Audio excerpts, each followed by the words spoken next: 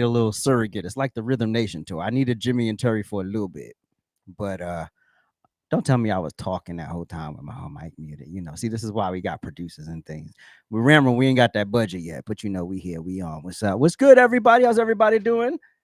I'm AJ. This is the Rant Room, and we doing a little crossover tonight. So we here to watch the VP debate, talk about our predictions, and hopefully not get as angry as we did during the presidential situation. But I think tonight will be more civil. But before I get started, let me introduce the homies to the joint. Please welcome to the show. Oh wait, before I do that. Oh yeah, I'm good. All right. What up, Inks? What up, Prince? Yo. What up? Let's get information. Oh yeah, we in hell. Why you looking at me like that? You know I unmuted you, right? I did look too. out for you. I did too. I love muted him. Where's my background singers? Woo, woo, wow, Because platonic love can't exist between two men. Oh Jesus! You sound Whatever. like Boys to Men back in the day. What up, everybody? What's good, people? Welcome to the first Rant Room Live, which is a crossover with Trifecta Hour, which we doing all the crossovers in the crossover. So make sure you roll up and follow AJ's Rant Room if you're watching. To all the people, damn, Twitter X is lit. Thank all the people on X. That check mark pays off, don't it? And thank you to all the people watching on X. I can't see which one is which, so we just gonna push buttons and see which one have. There we go. But that's the wrong one. Oh, I just got right up in your face. Hold on. Look, I'm new to this, not true to this. So let me get my feet wet here. Let me get my feet wet. Where's my background singers? There they go. All right, cool. We right here. All right, cool. So make sure y'all roll over to ajsroundroom.com. Also make sure you like, follow, share, subscribe. Help a brother out. We about to launch. And I think that's all the announcements I have. How y'all do this evening? How do? What up, everybody? We're here. Did you just do church announcements? And we got Sister Hattie Mae got a program. Sick and shut in. We passing the offering plate around. You need a new hip. Oh Jesus. So what is y'all's predictions for tonight? How you think it's gonna go? I think it's gonna be very white and boring. It's gonna be white. I don't think it's gonna be boring. I think I think because I like JD Vance. Like he's like Byron Donalds. He could maintain his cool. Okay. So Trump go rah, but he's not gonna call him a name or anything. He might get a jab in or two, especially on the military stuff. I can't wait till we get to that. And but I'm not looking forward to fireworks, but I do think JD is gonna do a great job. I think he's gonna mollywop. You think we're gonna get some military questions? Without a doubt. If we don't, he gonna get it in there anyway. Okay. I mean, we have to. I mean, we literally just deployed troops to Israel. So and don't. And Iran literally just attacked Israel. Don't. So we're on the cusp Don't. of World War III in these streets. So No, don't. One word, don't. Don't. I should have brought that clip. Don't. One word, don't. Yes, these Muslim men gonna talk to you and listen to you, woman. Okay, cool. Right. They're not. Okay. But that's Kamala in these streets. What are y'all thinking in the chat? What y'all think's gonna go down tonight? Y'all think JD gonna pull out a dub? I think he is, but what y'all thinking, y'all? I was nervous for the Trump thing because you just never know what you're gonna get, and so but I'm not as tense as I was as I am for this one. Well, I mean, we already know, the truth be told, that no matter how this turns out, the liberals will say that he lost. Hey, Mary. Hey, what up, Mary? What up? Shout out to Letty. Shout out to Brian. Shout out to Belinda. Shout out to Vaughn. Shout out to Tina. What up? What's good, people? What's good? Hey. We see you.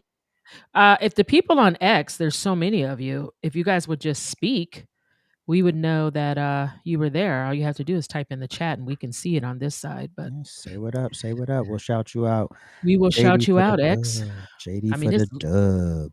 it is lit on X. But yeah, we're gonna watch it. It says 3 minutes.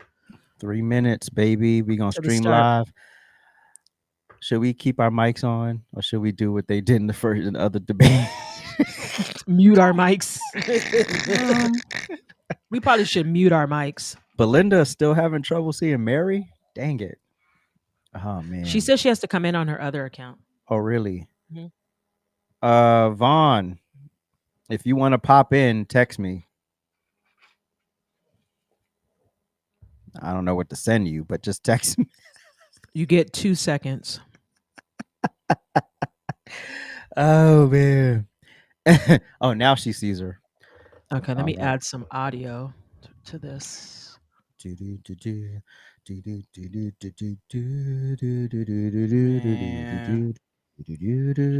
gonna be some. Not Letty watching the Ranger game. What? What is Rangers? Well, the Mets won. That sorry ass team from AJ's neck of the woods. Do you even have a team in your neck of the woods? Is Phillies. No. No. They lost too, didn't they? No, they didn't. They have a bye. Oh, my bad. So shut your black ass up. I thought they lost. Oh man. My bad. Hey tacos, we see you, girl. Hey. Didn't. Oh Lord, I'm not reading that out loud. Why not? What are the Rangers? Is that baseball? Yes, No, Texas Rangers. Oh. Oh, well, I thought it was hockey. Letty's watching another Rangers. Oh, she's watching the New York. Yeah, Okay. She's watching hockey. She ain't watching no baseball. My bad. Yeah. Y'all be on the lookout. I have a massive podcast with Ryan Garcia, trainer, tomorrow. Were we shouted out like this in other people's live streams when we were on the show? I don't No. think so. Oh, They didn't treat us the same. Okay. So I actually think he should be muted and blocked from the chat. Appreciate y'all for tuning in. Yeah. Oh, they're on the stage. Oh, let's go. Is there a poll? Let's tune in. Shut up. Diamond. Oh, wait, they went back. Hold on. Oh, they're still talking. We could put them up on the thingy. Yeah. Put it on the thing. Ohio Senator J.D. Vance and Minnesota Governor Tim Walz take the stage. Well, they've taken the stage, so stick with us here and join us also on our streaming channel, CBS News 24/7, for exclusive content you won't see anywhere else. Thank you for joining us.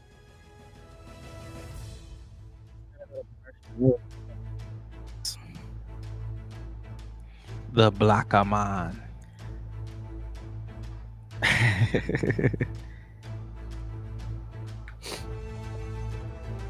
You want to come up here, Who? Mary? Belinda, whatever. The Lions won one game in 25 years against the Seahawks. Tonight, with just over a month to go until Election Day, the first and only meeting between the two men who hope to become Vice President of the United States. Democratic Governor Tim Walz of Minnesota and Republican Senator J.D. Vance of Ohio. Now, this is likely the final debate of this election cycle, and voting is already underway in 20 states. CBS News polling shows this remains a race either presidential candidate could win. The CBS News vice presidential debate starts now. Fight for every single vote, and we're going to take this country back. And we are ready to continue to build the future together. We're going to turn this whole country red with President Donald J. Trump's leadership. You know what's at the end of this little journey? Kamala Harris as the next president of the United States. This is Not a CBS start. News special, live from CBS News headquarters in New York. America Decides, the vice presidential debate. Good evening, I'm Nora O'Donnell, and thank you for joining us for tonight's CBS News Vice Presidential Debate. We want to welcome our viewers on CBS, on other networks here in the U.S. and around the world. We have a consequential night ahead, and our focus is the issues that matter to you, the voter. Let's introduce the candidates. Minnesota's Democratic Governor Tim Walz and Ohio's Republican Senator J.D. Vance, tonight meeting for the first time. I'm Margaret Brennan. In order to have a thoughtful and civil debate, these are the rules that both campaigns have agreed to. Questions will be directed at one candidate who will have 2 minutes to respond. The other candidate will be allowed 2 minutes for rebuttal. Then each candidate will get another minute to make further points, with an additional 1 minute each at the discretion of the moderator. The primary role of the moderators is to facilitate the debate between the candidates, enforce the rules, and provide the candidates with the opportunity to fact-check claims made by each other. CBS News reserves the right to mute the candidates' microphones to maintain decorum. We have not shared the questions or topics with the campaigns. The stage is set. Governor, Senator, thank you for joining us. Let's get started. Tonight, our country is facing several unfolding crises. The Middle East is on the brink of war. Americans are suffering from the catastrophic impact of Hurricane Helene. And now a labor strike as 25,000 dock workers from Maine to Texas are picketing. We're going to begin tonight with the Middle East. Margaret. Thank you, Nora. Earlier today, Iran launched its largest attack yet on Israel, but that attack failed, thanks to joint U.S. and Israeli defensive action. President Biden has deployed more than 40,000 U.S. military personnel and assets to that region over the past year to try to prevent a regional war. Iran is weakened, but the U.S. still considers it the largest state sponsor of terrorism in the world, and it has drastically reduced the time it would take to develop a nuclear weapon. It is down now to 1 or 2 weeks' time.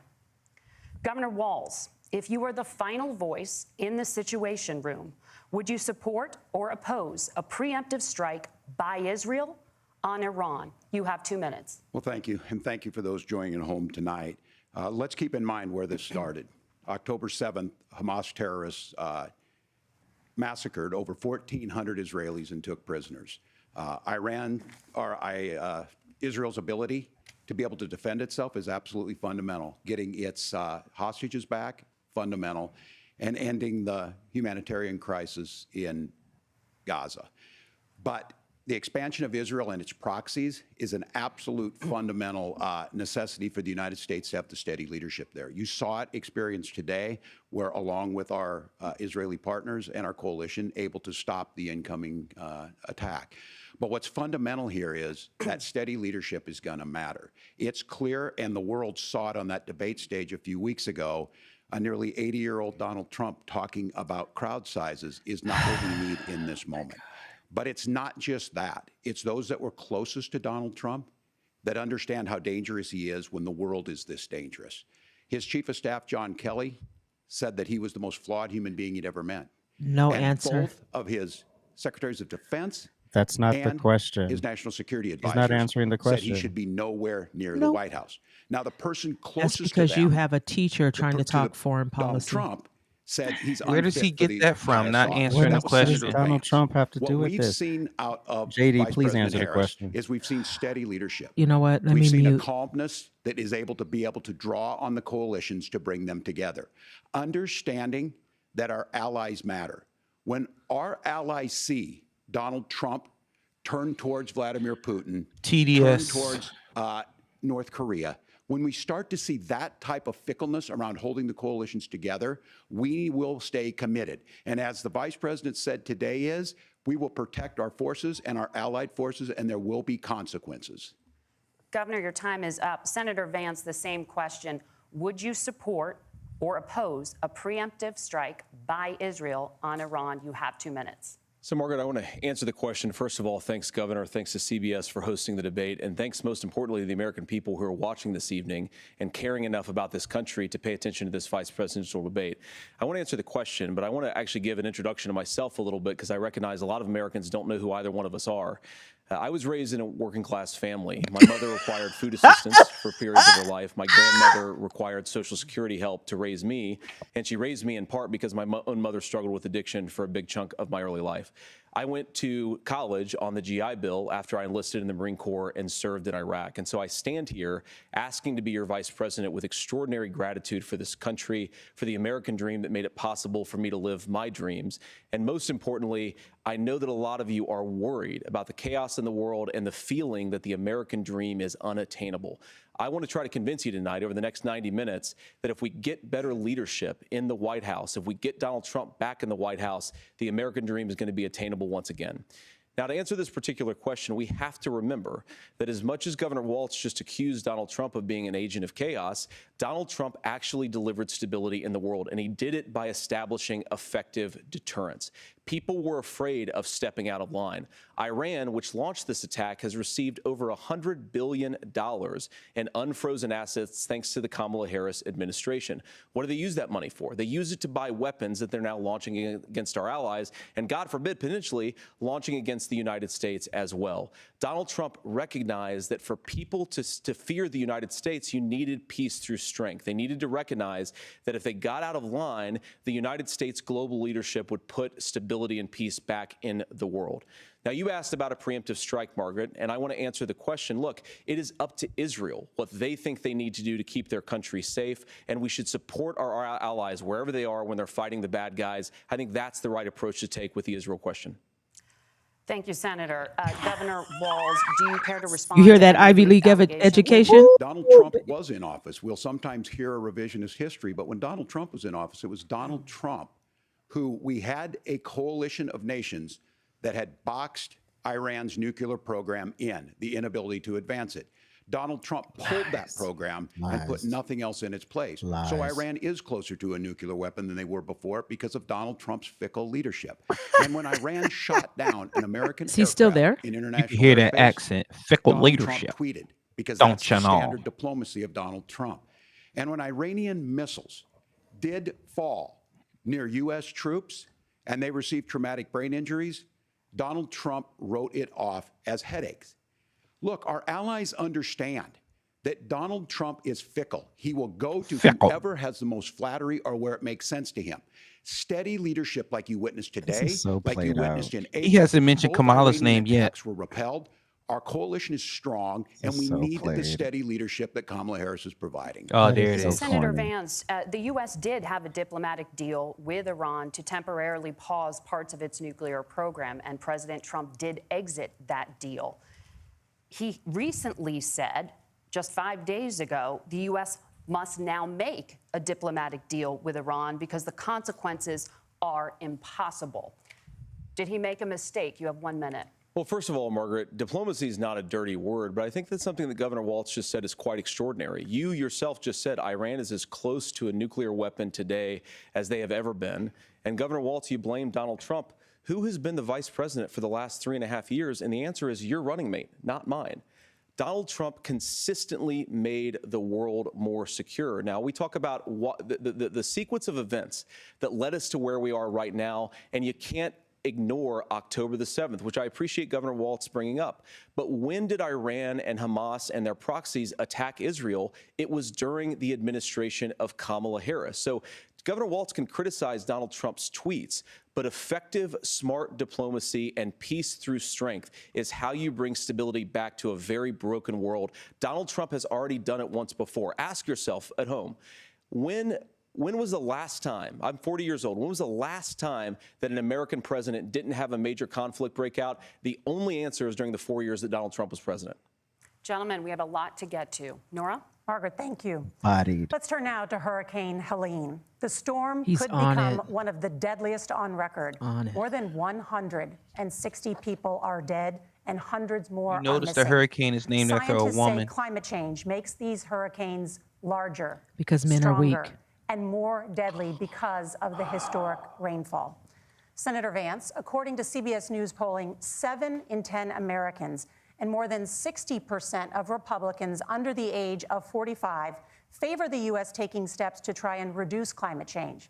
Senator, what responsibility would the Trump administration have to try and reduce the impact of climate change? I'll give you 2 minutes. Sure. So first of all, let's start with the hurricane, because it's an unbelievable, unspeakable human tragedy. I just saw today actually a photograph of 2 grandparents on a roof with a 6-year-old child, and it was the last photograph ever taken of them because the roof collapsed and those innocent people lost their lives. And I'm sure Governor Walz joins me in saying our hearts go out to those innocent people, our prayers go out to them, and we want as robust and aggressive as a federal response as we can get to save as many lives as possible, and then of course afterwards to help the people in those communities rebuild. I mean, these are communities that I love. Some of them I know very personally in Appalachia, all across the Southeast. They need their government to do their job, and I commit that when Donald Trump is president again, the government will put the citizens of this country first when they suffer from a disaster.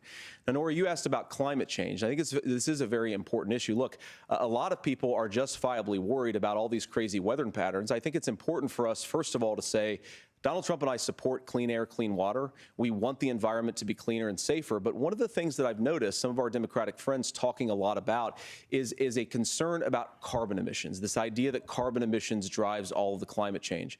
Well, let's just say that's true, just for the sake of argument, so we're not arguing about weird science. Let's just say that's true. Well, if you believe that, what would you want to do? The answer is that you'd want to reshore as much American manufacturing as possible, and you'd want to produce as much energy as possible in the United States of America, because we're the cleanest economy in the entire world. What have Kamala Harris's policies actually led to? More energy production in China, more manufacturing overseas, more doing business in some of the dirtiest parts of the entire world. And when I say that, I mean the amount of carbon emissions they're doing per unit of economic output. So if we actually care about getting cleaner air and cleaner water, the best thing to do is to double down and invest in American workers and the American people. And unfortunately, Kamala Harris has done exactly the opposite. Governor Walz, you have 2 minutes to respond. Well, we got close to an agreement because all those things are happening. Look, first of all, it is a horrific tragedy with this hurricane, and my heart goes out to the folks that are down there in contact with the governors. I serve as co-chair of the Council of Governors as we work together on these emergency managements. Governors know no partisanship. They work together to all of the governors and the emergency responders are on the ground. Those happen on the front end. The federal government comes in, makes sure they're there to that we recover, but we're still in that phase where we need to make sure that they're staying there, staying focused. Now, look, coming back to the climate change issue, there's no doubt this thing roared onto the scene faster and stronger than anything we've seen. Senator Vance has said that there's a climate problem in the past. Donald Trump called it a hoax and then joked that these things would make more beachfront property to be able to invest in. What we've seen out of the Harris administration now, the Biden-Harris administration, is we've seen this investment. We've seen massive investments, the biggest in global history that we've seen in the Inflation Reduction Act, has created jobs all across the country. 2,000 in Jeffersonville, Ohio, taking the EV technology that we invented and making it here. 200,000 jobs across the country. The largest solar manufacturing plant in North America sets in Minnesota. Giving a whole bunch of South Asian Asian people a Tesla is curing the climate, you're wrong. Floods back to back. But what they're doing is adapting, and this has allowed them to tell me, look, I harvest corn, I harvest soybean, and I harvest wind. We are producing more natural gas and more oil at any time than we ever have. We're also producing more. He said he harvests wind. So that means he farts. The solution for us is to continue to move forward. The wind climate talks. change is real. Didn't you know? Reducing our impact is absolutely critical, but this is not a false choice. You can do that at the same time you're creating the jobs that we're seeing all across the country. That's exactly what this administration has done. We are seeing us becoming an energy superpower for the future, not just the current. And that's what absolutely makes sense. And then we start thinking about how do we mitigate these disasters. Thank you. Senator, I want to give you an opportunity to respond there. The governor mentioned that President Trump has called climate change a hoax. Do you agree?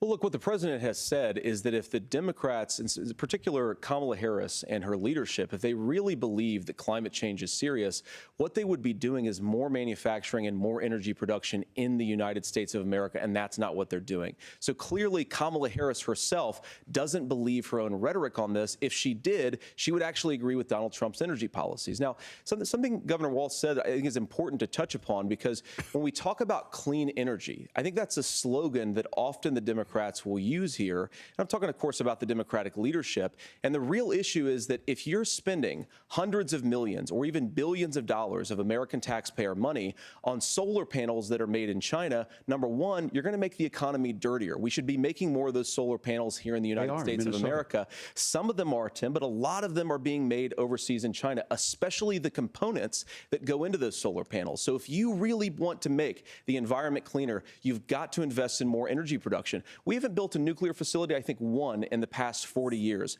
Natural gas, we got to invest more in it. Kamala Harris has done the opposite. That's raised energy prices and also meant that we're doing worse by the climate. Senator, your time is up. Governor, would you like to respond? Well, look, we're producing more natural gas than we ever have. There's no moratorium on that. We're producing more oil. But the folks move on to know, the next question. like I said again, these are not liberal folks. These are not folks that are Green New Deal folks. These are farmers that have been drought one year, massive flooding the next year. They understand that it makes sense. Look, our #1 export cannot be topsoil from erosion from these massive storms. We saw it in Minnesota this summer. And thinking about how do we respond to that, we're thinking ahead on this. And what Kamala Harris has been able to do in Minnesota, we're starting to weatherproof some of these things. The infrastructure law that was passed allows us to think about mitigation in the future. How do we make sure that we're protecting by burying our power lines? How do we make sure that we're protecting lakefronts and things that we're seeing more and more of? But to call it a hoax and to take the oil company executives to Mar-a-Lago, say, give me money for my campaign and I'll let you do whatever you want. We can be smarter about that, and an all-above energy policy is exactly what she's doing, creating those jobs right here. ain't doing shit. The overwhelming consensus among scientists is that the Earth's climate is warming at an unprecedented rate. Margaret? Thank you, Nora. We're going to turn now to immigration. The crisis at the U.S.-Mexico border consistently ranks as one of the top issues Hide for your dogs, American hide your voters. cats. Senator Vance, your campaign is pledging to carry out the largest mass deportation plan in American history and to use the U.S. military to do so. Could you be more specific about exactly how this will work? For example, would you deport parents who have entered the U.S. illegally and separate them from any of their children who were born on U.S. soil? You have 2 minutes. So first of all, Margaret, before we talk about deportations, we have to stop the bleeding. We have a historic immigration crisis because Kamala Harris started and said that she wanted to undo all of Donald Trump's border policies. 94 executive orders suspending deportations, decriminalizing illegal aliens, massively increasing the asylum fraud that exists in our system. That has opened the floodgates. And what it's meant is that a lot of fentanyl is coming into our country. I had a mother who struggled with opioid addiction and has gotten clean. I don't want people who are struggling with addiction to be deprived of their second chance because Kamala Harris let in fentanyl into our communities at record levels. So you've got to stop the bleeding. You've got to re-implement Donald Trump's border policies, build the wall, re-implement deportations. And that gets me to your point, Margaret, about what do we actually do?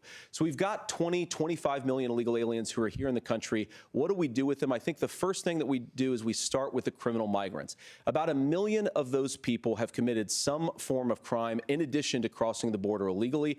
I think you start with deportations on those folks. And then I think you make it harder for illegal aliens to undercut the wages of American workers. A lot of people will go home if they can't work for less than minimum wage in our own country. And by the way, that'll be really good for our workers who just want to earn a fair wage for doing a good day's work. And the final point, Margaret, is you ask about family separation. Right now in this country, Margaret, we have 320,000 children that the Department of Homeland Security has effectively lost. Some of them have been sex trafficked. Some of them hopefully are at homes with their families. Some of them have been used as drug trafficking mules. The real family separation policy in this country is unfortunately Kamala Harris's wide open southern border. And I'd ask my fellow Americans to remember when she came into office, she said she was going to do this. Real leadership would be saying, you know what, I screwed up. We're going to go back to Donald Trump's border policies. I wish that she would do that. It would be good for all of us. Governor, let's go. Do you care to respond to any of those specific allegations, including that the vice president is, quote, letting in fentanyl and using kids as drug mules, among other things regarding children. That's the part drug of it. mule is not true, but I will say about this, about the fentanyl, because this is a crisis of this, the opioid crisis. And the good news on this is the last 12 months saw the largest decrease in opioid deaths in our nation's history. 30% decrease in Ohio, but there's still more work to do. But let's go back to this on immigration. Kamala Harris was the Attorney General of the largest state and a border state in California. She's the only person in this race who prosecuted transnational gangs for human Speaking of trafficking race, and JD, drug JD, interventions. get him on But that. look, we all want to solve this. Most of us want to solve this, and that is the United States Congress. That's the Border Patrol agents. That's the Chamber of Commerce. That's most Americans out here. That's why we had the fairest and the toughest bill on immigration that this nation's seen. It was crafted by a conservative senator from Oklahoma, James Lankford. I know him. He's super conservative, but he's a man of principle, wants to get it done. Democrats and Republicans worked on this piece of legislation. Here comes the Border Donald Patrol Trump. said, this is what we need in here. These are the experts. And the Chamber of Commerce and the Wall Street Journal said, pass this thing. Kamala Harris helped get there. 1,500 new border agents, detection for drugs, DOJ money to speed up these the adjudications on this, just what America wants. But as soon as I was getting ready to pass and actually tackle this, Donald Trump said no, told them to vote against it. No, he because said, it gives him a ha, ha, campaign issue. It gives him what would Donald Trump talk about if we actually did some of these things? And they need to be done by the legislature. You can't just do this through the executive branch. So you look, wait we till the have final options hour to do this. it? Donald Trump had 4 years. He had 4 years to do this. And he promised you, America, how easy it would be. I'll build you a big, beautiful wall, and Mexico will pay for it. Less than 2% of that wall got built, and Mexico didn't pay a dime. But here we are again, 9 years after he came down that escalator, dehumanizing people. Is and he telling them serious what he right was now? going to do. As far as the deportation, They're not plan, at human. one They're point, criminals. Senator They're Vance legal. said it I was don't so care. unworkable to be laughable. Wait, is he serious so right that's now? where we're He's at. very Pass serious. the He's bill, appealing to she'll people's sign it. emotions. They're Governor, legal. your time Get is over up. it. Senator, the question was, will you separate parents The from their question children, was- even if their kids are U.S. citizens? You have 1 minute. Margaret, my point is that we already have massive child separations thanks to Kamala Harris's open border. And I didn't accuse Kamala Harris of inviting drug mules. I said that she enabled the Mexican drug cartels to operate freely in this country. And we know that they use children as drug mules. And it is a disgrace, and it has to stop. the lawyers Look, I think what speak. Tim said just doesn't pass the smell test. For 3 years, Kamala Harris went out bragging that she was going to undo Donald Trump's border policy. She did exactly that. We had a record number of illegal crossings. We had a record number of fentanyl coming into our country. And now that she's running for president, or a few months before, she says that somehow she got religion and cared a lot about a piece of legislation. The only thing that she did when she became the vice president, when she became the appointed border czar, was to undo 94 Donald Trump executive actions that opened the border. This problem is leading to massive problems in the United States of America. Parents who can't afford health care, schools that are overwhelmed. It's got to stop, and it will when Donald Trump is president again. Senator, your time is up. Governor, what about our CBS News polling, which does show that a majority of Americans, more than 50%, support mass deportations? Look, we fix this issue with a bill that is necessary, but the issue on this is what happens when you don't want to solve it. You demonize it. And we saw this, and Senator Vance, and it surprises me on this, talking about and saying, I will create stories to bring attention to this. That vilified a large number of people who were here legally in the community of Springfield. Yeah, that's the all they Republican got. governor said, it's not true, don't do it. There's consequences for this. There's consequences. We could come together. Senator Lankford did it. We could come together and solve this if we didn't let Donald Trump continue to make it an issue. And the consequences in Springfield were the governor had to send state law enforcement to escort kindergartners to school.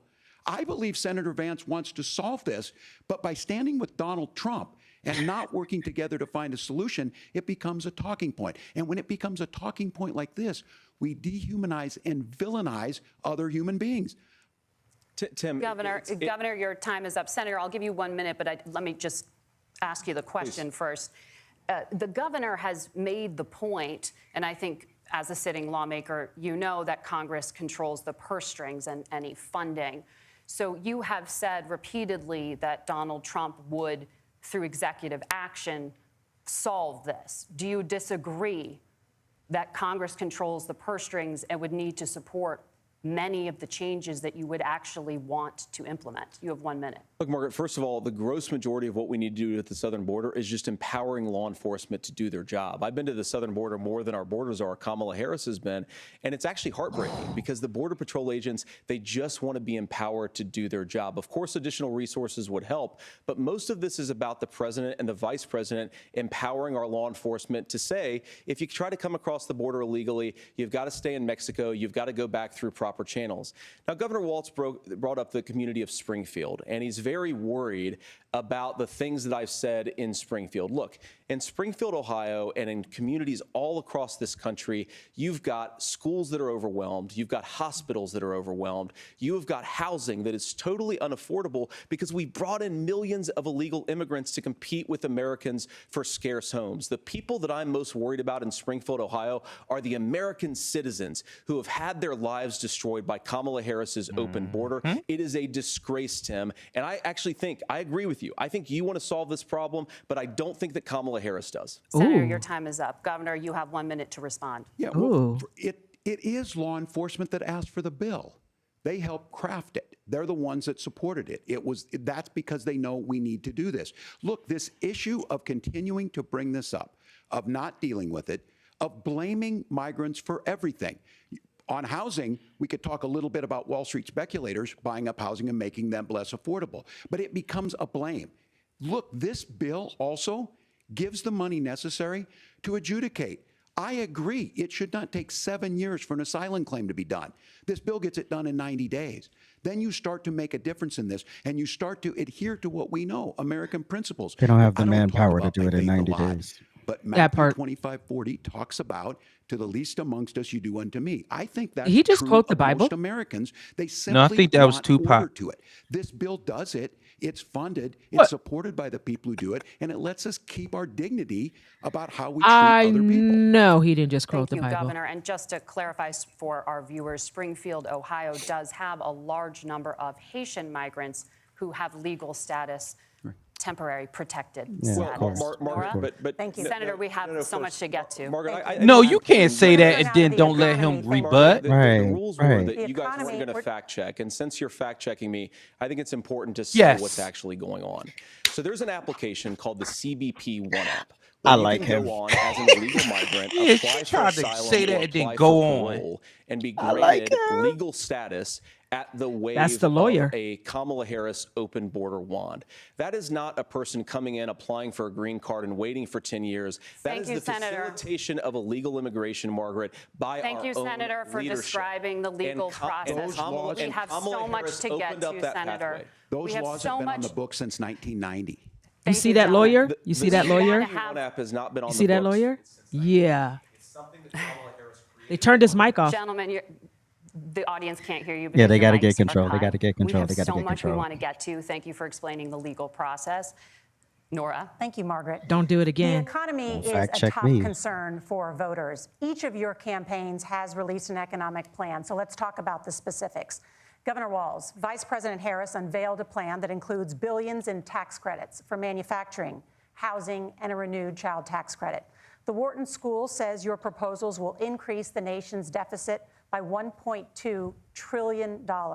How would you pay for that without ballooning the deficit? Governor, I'll give you 2 minutes. Yeah, thank you. And Kamala Harris and I do believe in the middle class because that's where we come from. We both grew up in that. We understand. So those of you out there listening tonight, you're hearing a lot of stuff You back already and got forth, and trolled it's on good. It's that. healthy. That's what this is supposed to happen. You should be listening. How's this going to impact me? The bold forward plan that Kamala Harris put out there is talking about this housing issue. The one thing is there's 3 million new houses proposed under this plan with down payment assistance on the front end to get you in a house. A house is much more than just an asset to be traded somewhere. It's foundational to where She you're won't at. have And Congress then for making this. sure that the things you buy every day, whether they be prescription drugs or other things, that there's fairness in that. Look, the $35 insulin is a good thing, but it That costs was Donald $5 Trump's to make policy. insulin. They were charging $800 before That was this law went Donald into Trump's effect. policy. As far as the housing goes, I've seen it in Minnesota. 12% more houses in Minneapolis. Prices went down on rent 4%. Lies. It's working. So And is he then counting making on people to be tax cuts go diabetic? To the middle class. And $6,000 broke. child tax credit. We have one in But they Minnesota. got a house. Reduces childhood poverty by a third. We save money in the long run, and we do the right thing for families. And then getting businesses off the ground. The law as it stands right now is $5,000 tax credit for small business, increasing that to $50,000. Now, this is a philosophical difference between us. Donald Trump made a promise, and I'll give you this. He kept it. He took folks to Mar-a-Lago, said, you're rich as hell, I'm going to give you a tax cut. He gave the tax cuts that predominantly went to the top class. What happened there was an $8 trillion increase in the national debt, the largest ever. Now he's proposing Did he answer the 20% question? consumption or sales He tax hasn't answered on the everything. question No. yet. Everyone agrees, including businesses, it would be destabilizing it. It would increase inflation and potentially lead to a recession. Answer the question, Look, this bro. is simple for you. Where are we going? Kamala Harris has said to do the things she wants to do. We'll just ask the wealthiest to pay their fair share. That's when you crap. do that, our system works best. More people are participating in it, and folks have the things that they need. Senator, I want to give you a moment to respond on that. But similarly, the Wharton School has done an analysis of the Trump plan and says it would increase the nation's deficit by $5.8 trillion. My question is the same for you. How do you pay for all that without ballooning the deficit? I'll give you 2 minutes. Well, first of all, you're going to hear a lot from Tim Walz this evening, and you just heard it in the answer, a lot of what Kamala Harris proposes to do. And some of it, I'll be honest with you, it even sounds pretty good. Here's what you won't hear, is that Kamala Harris has already done it. Because she's been the vice president for 3.5 years. She had the opportunity to enact all of these great policies, and what she's actually done instead is drive the cost of food higher by 25%, drive the cost of housing higher by about 60%, open the American southern border and make middle-class life unaffordable for a large number of Americans. If Kamala Harris has such great plans for how to address middle-class problems, then she ought to do them now. Not when asking for a promotion, but in the job the American people gave her 3.5 years ago. And the fact that she isn't tells you a lot about how much you can trust her actual plans. Now, Donald Trump's economic plan is not just a plan, but it's also a record. A lot of those same economists attack Donald Trump's plans, and they have PhDs, but they don't have common sense and they don't have wisdom, because Donald Trump's economic policies delivered the highest take-home pay in a generation in this country, 1.5% inflation, and to boot, peace and security all over the world. So when people say that Donald Trump's economic plan doesn't make sense, I say look at the record. He delivered rising take-home pay for American workers. Now, Tim admirably admits that they want to undo the Trump tax cuts. But if you look at what was so different about Donald Trump's tax cuts, even from previous Republican tax cut plans, is that a lot of those resources went to giving more take-home pay to middle class and working class Americans. It was passed in 2017, and you saw an American economic boom unlike we've seen in a generation in this country. That is a record that I'm proud to run on, and we're going to get back to that common sense wisdom so that you can afford to live the American dream again. I know a lot of you are struggling. I know a lot of you are worried about paying the bills. It's going to stop when Donald Trump brings back common sense to this country. Governor, do you want to respond to that? What has Kamala Harris done for the middle class? Yeah, well, Kamala Harris's day one was Donald Trump's failure on COVID that led to the collapse of our economy. We were already before COVID in a manufacturing recession, but 10 million people out of work, largest percentage since the Great Depression. 9 million jobs closed on that. That was day one. Whether it was the Infrastructure Act or other things. So a pandemic is Donald Trump's fault. Said this. Yes. I've made a note of this. Okay. Economists China. can't be trusted. Science can't be trusted. National security folks can't be trusted. Look, if you're going to be president, you don't have all the answers. Donald Trump believes he does. My pro tip of the day is this. If you need heart surgery, I don't need listen your to tip. the people at the Did he Mayo Clinic answer in the Rochester, question? Minnesota, not Donald Trump. And the same thing goes with this. And I ask you out there, teachers, nurses, truck drivers, whatever, how is it fair that you're paying your taxes every year and Donald Trump hasn't paid any federal tax in the last 15 years, the last year as president? I really don't That's give a what's wrong shit. with the system. But the There's a same way tax around codes it, and he took he's advantage bragged of. about that. We're just asking Every for one of your fairness people in are it, taking and that's all advantage you of. want. He's so stupid. Governor, you say trust the experts. But those same experts for 40 years said that if we shipped our manufacturing base off to China, we'd get cheaper goods. They lied about that. They said if we shipped our industrial base off to other countries, to Mexico and elsewhere, it would make the middle class stronger. They were wrong about that. They were wrong about the idea that if we made America less self-reliant, less productive in our own nation, that it would somehow make us better off, and they were wrong about it. And for the first time in a generation, Donald Trump had the wisdom and the courage to say to that bipartisan consensus, we're not doing it anymore. We're bringing American manufacturing back. We're unleashing American energy. We're going to make more of our own stuff. And this isn't just an economic issue. I mean, I've got 3 beautiful little kids at home, 7, 4, and 2, and I love them very much, and I hope they're in bed right now. But look, so many of the drugs, the pharmaceuticals that we put in the bodies of our children are manufactured by nations that hate us. This has to stop, and we're not going to stop it by listening to experts. We're going to stop it by listening to common sense wisdom, which is what Donald Trump governed on. Senator, your time is up. Governor Walz, can you address that? I mean, voters say they trust Donald Trump on the economy more. Why? Well, if you're listening tonight and you want billionaires to get tax cuts, you heard what the numbers were. Look, I'm a union guy on this. I'm not a guy who wanted to ship things overseas, but I understand that, look, I'm a union guy. And corn. Don't you know? Fair trading partners. That's something that we believe in. I think the thing that most concerns me on this is Donald Trump was the guy who created the largest trade deficit in American history with China. So the rhetoric is good. Much of what the senator said right there, I'm in agreement with him on this. I watched it happen too. I watched it to my communities, and we talked about that. But we had people undercutting the right to collectively bargain. We had right to work states made it more difficult. We had companies that were willing to ship it over, and we saw people profit. Folks that are venture capital in some Close your cases, eyes, putting bro. money Close into your companies eyes. that were Bruh, overseas. he- We're in agreement that we bring those home. The issue is Donald Trump is talking about it. Kamala Harris has a record, 250,000 more manufacturing jobs. his eyeballs dry. May I respond to that? Yes. So Wait, appreciate he said, that. may I So respond to that? if you notice, what Governor Walz just did is he said, first of all, Donald Trump has to listen to the experts. And then when he acknowledged that the experts screwed up, he said, well, Donald Trump didn't do nearly as good of a job as the statistics that's a show gross that he generalization. did. So what Tim Walz is doing, and I honestly, Tim, I think you got a tough job here, because you've got to play whack-a-mole. You've got to pretend that Donald Trump didn't deliver rising take-home pay, which of course he did. You've got to pretend that Donald Trump didn't deliver lower inflation, which of course he did. And then you simultaneously got to defend Kamala Harris's atrocious economic record, which has made gas, groceries, and housing unaffordable for American citizens. I was raised by a woman who would sometimes go into medical debt so that she could put food on the table in our household.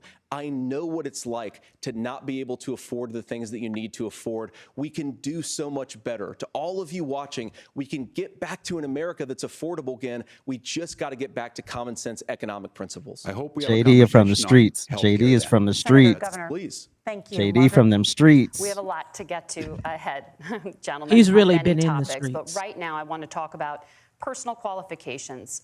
The vice president is often the last voice the president hears before making consequential decisions. We want to ask you about your leadership qualities. Governor Walz, you said you were in Hong Kong during the deadly Tiananmen Square protests in the spring of 1989. But Minnesota Public Radio and other media outlets are reporting that you actually didn't travel to Asia until August of that year.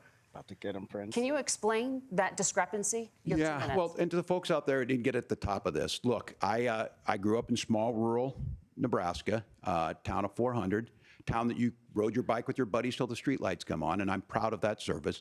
I joined the none of them National Guard at support him. 17. None of his family in worked on Nebraska family support him. farms, and then I used the GI Bill to become a teacher, passionate about it, a young teacher. My first year out, I got the opportunity in the summer of '89 to travel to China. 35 years ago, be able to do that. I came back home and then started a program to take young people there. We would take basketball teams, we would take baseball teams, we would take dancers, and we would go back and forth to China. The issue for that was to try and learn. Now look, my community knows who I am. They saw where I was at. Look, I will be the first to tell you, I have poured my heart into my community. I've tried to do the best I can, but I've not been perfect. And I'm a knucklehead at times, but it's always been about that. Those same people elected me to Congress for 12 years. You And should have in just Congress, owned it. I was one of the most You should have just bipartisan owned it, people, bro. working on things like farm bills that we got done, You should have working just on owned veterans it. benefits. Oh, you mean And then accountability? the people of Minnesota Yeah. were able to elect me to governor twice. So look, my commitment has been from the beginning to make sure that I'm there for the people, to make sure that I get this right. I will say more than anything, many times I will talk a lot. I will get caught up in the rhetoric. But being there, the impact it made, the difference it made in my life, I learned a lot about China. I hear the critiques of this. I would make the case that Donald Trump should have come on one of those trips with us. Oh my I guarantee you gosh. he wouldn't be The Donald praising Trump Xi thing is Jinping tired. about COVID. And I guarantee you he wouldn't Praised start a him trade about war that he COVID, ends up or he losing. criticized him So and y'all this call is him about trying to xenophobic. understand the world. It's about trying to do the best you can for your community. And then it's putting yourself out there and letting your folks understand what it is. My commitment, whether it be through teaching, which I was good at, or whether it was being a good soldier, debatable. or was being a good I didn't member pass of the Congress, test. those are the things that I think are the values that people care about. Governor, just to follow up on that. No, the I want no question was, follow-up. I can need you JD to go. Explain the No, just discrepancy. all I said on this was I got there that summer and misspoke on this. So I will just Own that's it. what I said. There you go. That's it. So I was in He lied. He Hong can Kong look at and his China face. He during the lied. democracy protests. He's still lied. And from that, I learned a lot of what needed Oh to be in God, governance. brother. JD, go. Thank you, Governor. Senator Vance, in 2016, Look you down. called your Look running down mate at the Donald lie. Trump unfit for the nation's highest office, and you said he could be America's Hitler. Oh, I know boy. you've been asked many times, and you've said you regret those comments and explained you then voted for Donald Trump in 2020.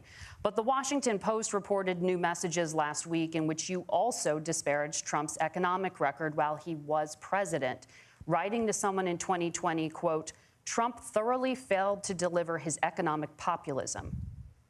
You're now his running mate, and you've shifted many of your policy stances to align with his. If you become vice president, why should Americans trust that you will give Donald Trump the advice he needs to hear and not just the advice he wants to hear? You have 2 minutes. Well, first of all, Margaret, because I've always been open. And sometimes, of course, I've disagreed with the president, but I've also been extremely open about the fact that I was wrong about Donald Trump. I was wrong, first of all, because I believed some of the media stories that turned out to be dishonest fabrications of his record. But most importantly, Donald Trump delivered for the American people. Rising wages, rising take-home pay, an economy that worked for normal Americans, a secure southern border, a lot of things, frankly, that I didn't think he'd be able to deliver on. And yeah, when you screw up, when you misspeak, when you get something wrong and you change your mind, you ought to be honest with the American people about it. It's one of the reasons, Margaret, why I've done so many interviews is because I think it's important to actually explain to the American people where I come down on the issues and what changed. Now, you pointed out to messages from 2020. We did Margaret, it, Joe. I've been extremely We did consistent it. that I think there were a lot of things that we could have done better in the Trump administration the first round if Congress was doing its job. I strongly believe, and I've been a United States Senator, that Congress is not just a high-class debating society. It's not just a forum for senators and congressmen to whine about problems. It's a forum to govern. So there were a lot of things on the border, on tariffs, for example, where I think that we could have done so much more if the Republican Congress and the Democrats in Congress had been a little bit better about how they govern the country. They were so obsessed with impeaching Donald Trump, they couldn't actually govern. And I want to talk about this tariff issue in particular, Margaret, because Tim just accused this of being a national sales tax. Look, the one thing, and you're not probably surprised to hear me praising Joe Biden, but the one thing that Joe Biden did is he continued some of the Trump tariffs that protected American manufacturing jobs. And it's the one issue, the most pro-worker part of the Biden administration, it's the one issue where Kamala Harris has run away from Joe Biden's record. Think about this. If you're trying to employ slave laborers in China at $3 a day, you're going to do that and undercut the wages of American workers unless our country stands up for itself and says you're not accessing our markets unless you're paying middle-class Americans a fair wage. Senator, your time is up. Nora? Thank you. Got Now him. to the issue of reproductive rights. Governor Walz, after Roe boy. versus Wade was Oh, overturned, God. you signed a bill into law that made Minnesota one of the least restrictive states in the nation when it comes to abortion. Former President Trump said in the last debate that you believe abortion, quote, in the 9th month is absolutely fine. Yes or no? Is that what you support? I'll give you 2 minutes. That's not what the bill says, but look, this issue is what's on everyone's mind. Donald Trump. Not on mine. Do puts it all in the you motion. support it or He don't you? brags about how great it was that he put the judges in and overturned Roe versus Wade. 52 Exactly. years of personal autonomy. And then he tells us, oh, we send it to the states. It's a beautiful thing. It is. Amanda Zaworski would disagree with you on it's a beautiful thing. I don't care about A Amanda. young bride in Texas waiting for their child at 18 weeks. She has a complication, a tear in the membrane. She needs to go in. The medical care at that point needs to be decided by the doctor.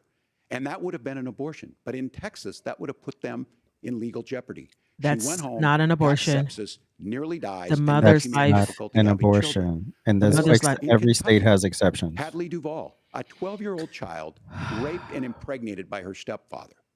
Because Those her are mother horrific. wouldn't Now, when sign you the got asked about that, release Senator Vance said because her two mother wrongs was don't make a right. pregnant There by is the no same right guy at the in same this. time. Oh, the So in emotionalism. Minnesota, what we did was restore Roe versus Wade. You We made restored sure that we tampons in the put bathroom for the women boys. in Fear-mongering. charge of their health care. But Fear-mongering. look, this is not where, if you don't know Thank you, Amanda tacos. or a Hadley, you soon will. Their Project 2025 is going to have a registry of Damn, pregnancies. I'm surprised it took It's going this to make long. it more difficult, if I'm not muting. impossible, to get contraception and limit access, if not eliminate access to infertility treatments. For so many of you out there listening, me included, infertility treatments are why I have a child. That's nobody else's business. But those things are Oh, you being shooting proposed. blanks? And Listen. the catch-all on this is the states will decide That ain't my what's problem. You right for shooting Texas blanks, might not brother. be right for Listen, Washington. he's That's already not said how he this wants works. insurance This is and basic human or the rights. federal We have government to seen fund IVF. maternal Oh, mortality Timmy. skyrocket in Texas, outpacing many other countries in the world. That I'm is such bored. a This lie. is about That healthcare. Timmy- is In such a Minnesota, we are lie. ranked Timmy first can't in skeet. healthcare for a reason. We trust women. We trust doctors. Senator, do you want to respond to the governor's claim? Will you create a federal pregnancy monitoring agency? What? Nor certainly we won't. And I want to talk FMP? about this issue because I know a lot of Americans care about it, and I know a lot of Americans don't agree with everything that I've ever said on this topic. And, you know, I grew up in a working class family in a neighborhood where I knew a lot of young women who had unplanned pregnancies and decided to terminate those pregnancies because they feel like they didn't have any other options. And, you know, one of them is actually very dear to me. And I know she's watching tonight, and I love you. And she told me something a couple years ago that she felt like if she hadn't had that abortion, that it would have destroyed her life because she was in an abusive relationship. And I think that what I take from that as a Republican who proudly wants to protect innocent life in this country, who proudly wants to protect the vulnerable, is that my party, we've got to do so much better of a job at earning the American people's trust back on this issue where they frankly just don't trust us. And I think that's one of the things that Donald Trump and I are endeavoring to do. I want us as a Republican Party to be pro-family in the fullest sense of the word. I want us to support fertility treatments. I want us to make it easier for moms to afford to have babies. I want it to make it easier for young families to afford a home so they can afford a place to raise that family. And I think there's so much that we can do on the public policy front just to give women more options. Now, of course, Donald Trump has been very clear that on the abortion policy specifically, that we have a big country and it's diverse. And California has a different viewpoint on this than Georgia. Georgia has a different viewpoint from Arizona. And the proper way to handle this, as messy as democracy sometimes is to let voters make these decisions, let the individual states make their abortion policy. And I think that's what makes the most sense in a very big, a very diverse, and let's be honest, sometimes a very, very messy and divided country. Governor, would you like to respond and also answer the question about restrictions? Yeah, well, the question got asked, and Donald Trump made the accusation that wasn't true about Minnesota. Well, let me tell you about this idea that there's diverse states. There's a young woman named Amber Thurman. Oh my She happened to be gosh. in Georgia, a restrictive state. Because of that, she had to travel a long distance to North Carolina to try and get her care. Amber Thurman died Not in care. that journey back and forth. This is so The stupid. fact of the matter is, how can we as a nation say that your life and your rights, as basic as the right to control your own body, is determined on geography?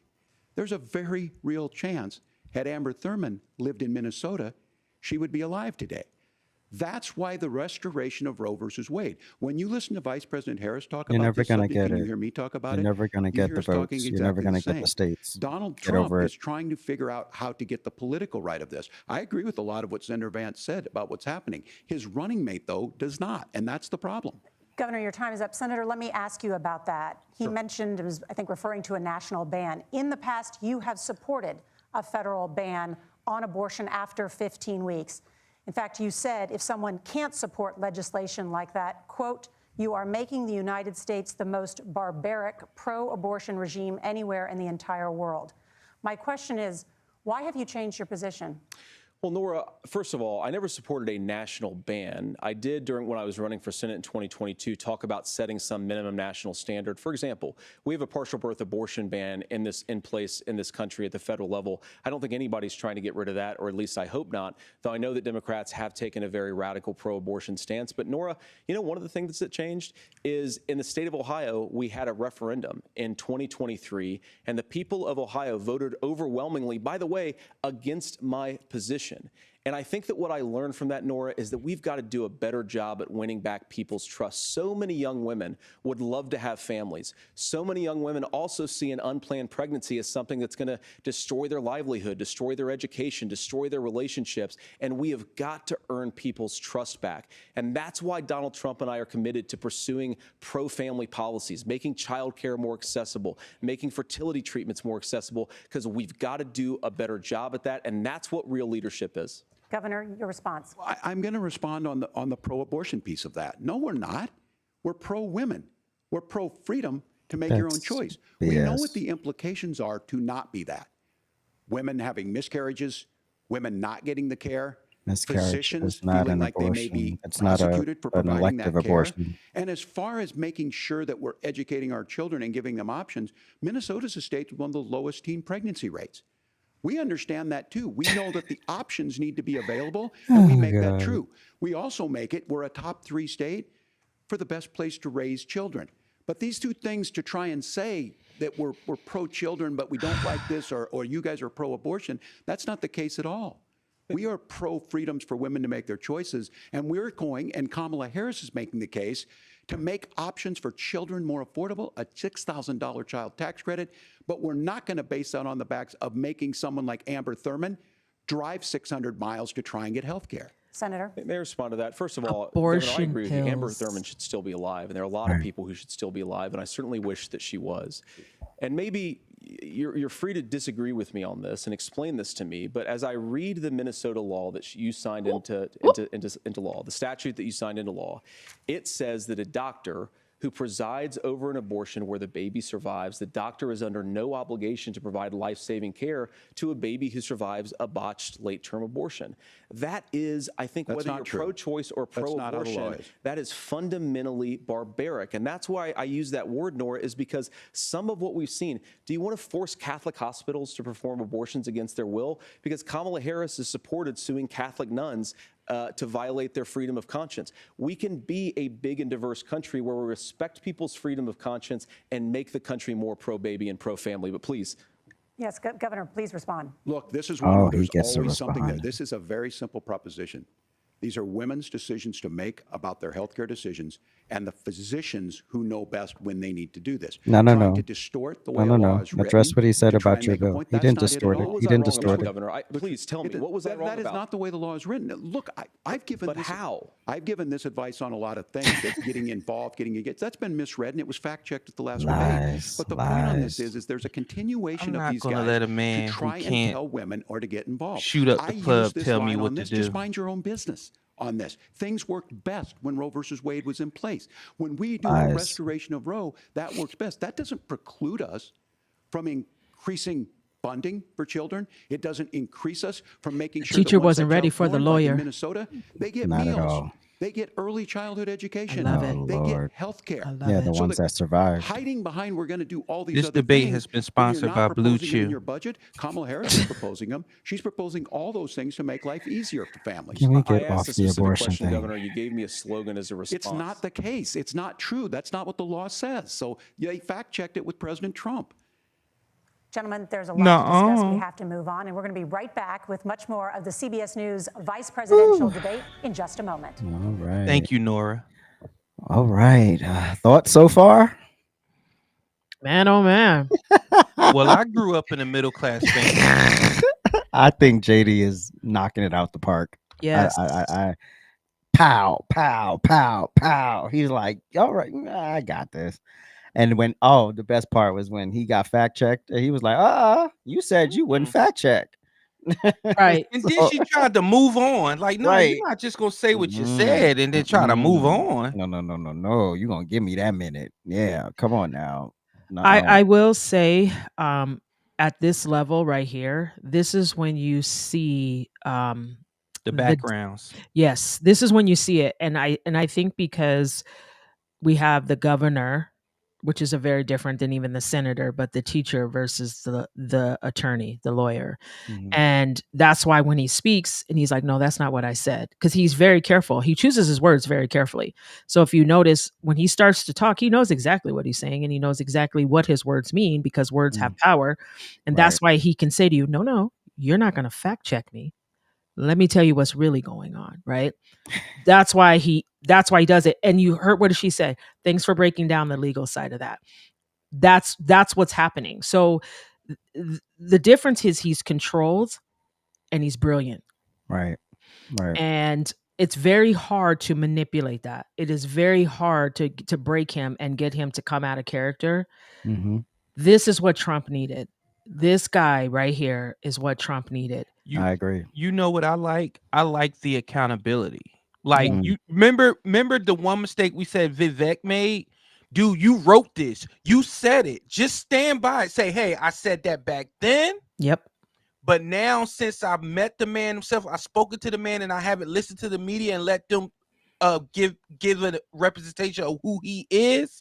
Right. This is what I think now. And I still have the right to disagree with him in the future. Right. Perfect. Phenomenal. Accountability, growth, maturity, moving on. The fact you could sit up there and be like, I was in Bangladesh, China for a day.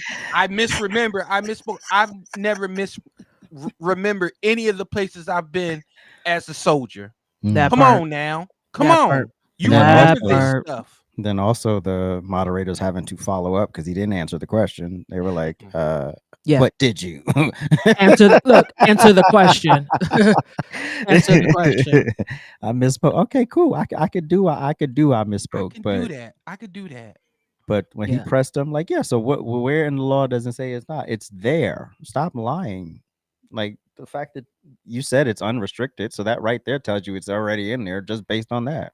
And I love these obscure cases of abortions. Oh my gosh. Well, say that to Jillian Mazinski. Who? I ain't seen leaving out all the stories, all the like the context, how it happened, why it happened, and all of the situation. Like, because you don't have time to go over all of that, so you just, for emotionalism, you'll just say, well, this person died because they couldn't get an abortion, and that's not why they died. Okay, but go ahead. The problem is the pill, and that's why it has a black label. And the things that these women are dying from taking the pill, which is readily available in every single state. Every state is why this is happening.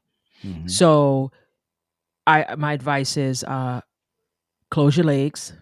To marry men. I was going to say that. Close your legs. Okay, let's start there.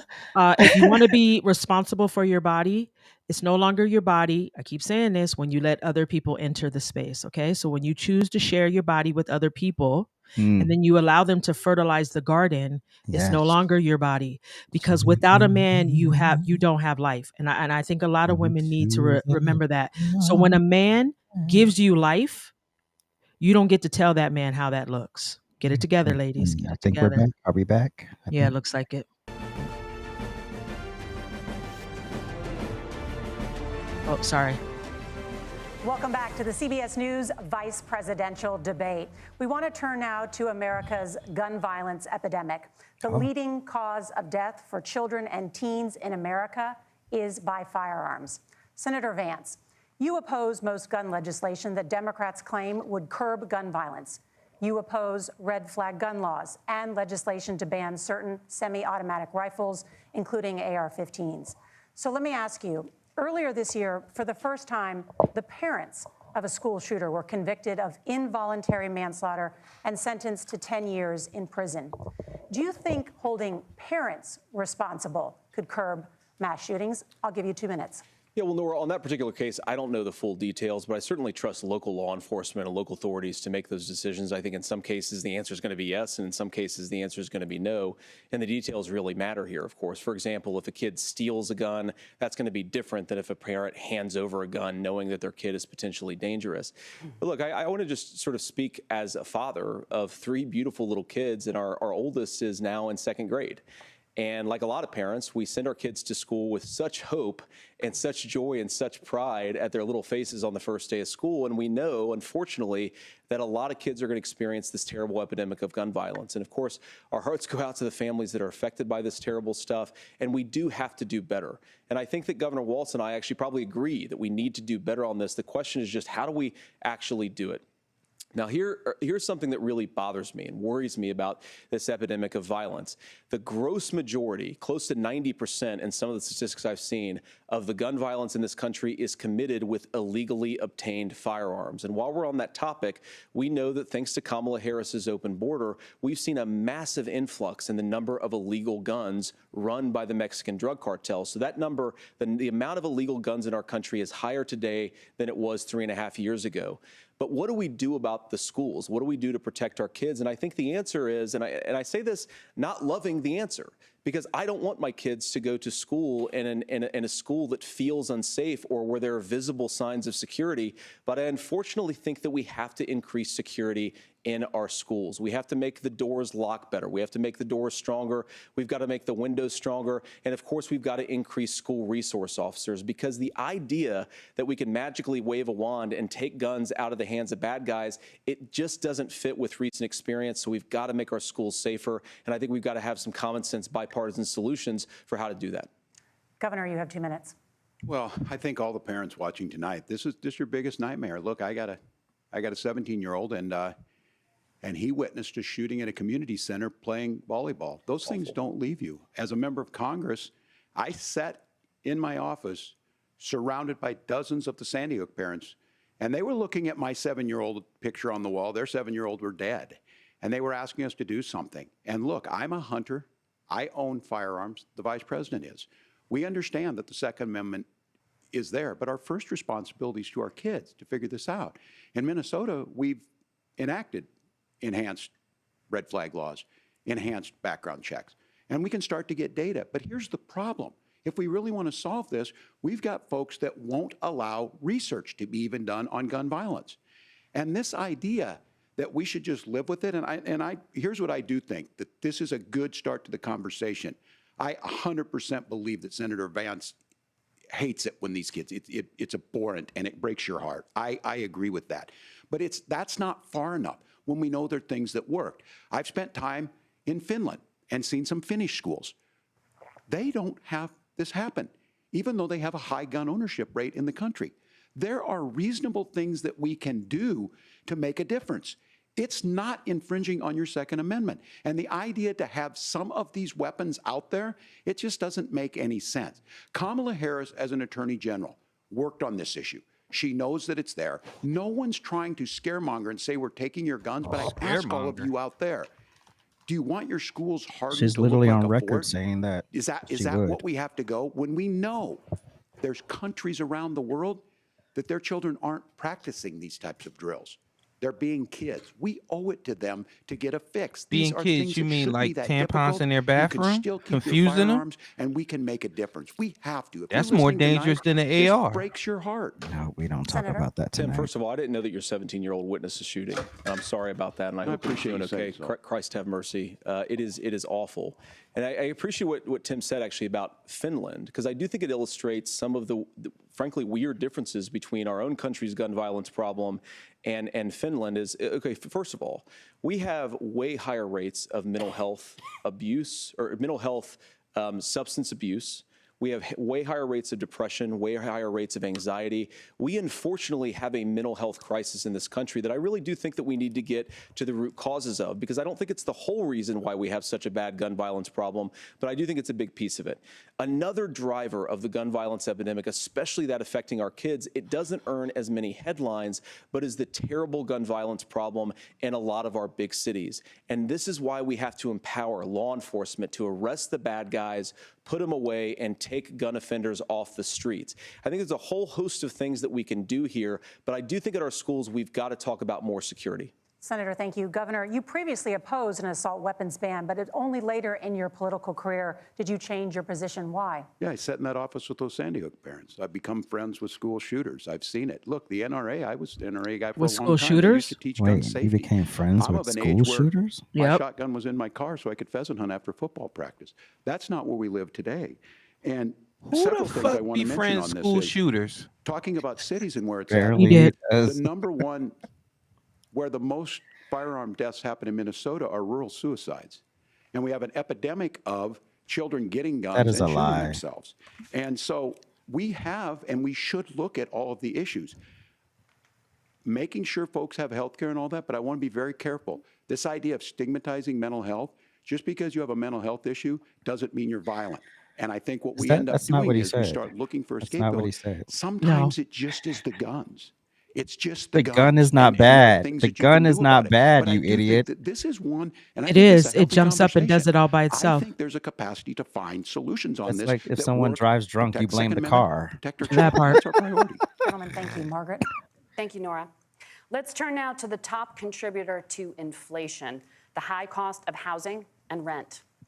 Here There's we a go. shortage of more than 4 million homes in the United States, and that contributes to the high housing prices. Governor Walz, the Harris campaign promises a $25,000 down payment assistance for first-time home buyers and a $10,000 tax credit. They also promise to build 3 million new homes. Where are you building these homes, and won't handing out that kind of money just In the drive ghetto. up prices higher? No, it's not handing out. We have, first, let me say this issue of housing, and I think those of you listening on this, the problem we've had is that we've got a lot of folks that see housing as another commodity. It can be bought up, it can be shifted, it can be moved around. Those are not folks living in those houses. Those of you listening tonight, that house is a big deal. I bought and owned one house in my life. My mom still lives in the house where I was. And when I think of a house, I'm thinking of Christmas services after midnight mass where you go with your family. We need to make it more affordable. And one of the things, as I said, this program that the Vice President is pushing forward and bringing a new way of approaching this is something we're doing in Minnesota from that lead. We in the state invested in making sure our housing was the biggest investment that we'd ever made. We just in had housing. someone come It in the starts to make it comments easier. We about cut this some of the red from tape. Minnesota Local that folks, said look, they're you starting can't do it at at the federal level, 300,000. but local folks make it easier to build those homes. And then that down payment assistance. I can tell all of you out there, one of the, certainly for me, using the GI Bill was one thing, but a veteran's home loan, the big thing about a veteran's home loan is you don't have to pay the down payment. Those are things that make it there. Now, look, you're going to pay it back and you're going to pay your mortgage. Those are things that we know in the long run, the appreciated value, the generational wealth that's created from it. And I will give Minneapolis an example. Minneapolis is the one city where we've seen the lowest inflation rates. We've seen a 12% increase in stock because we've put some of these things in, and we're implementing a state program to make sure we give some of that down payment assistance. We get it back from people because here's what we know. People with stable housing end up with stable jobs. People with stable housing have their kids able to get to school.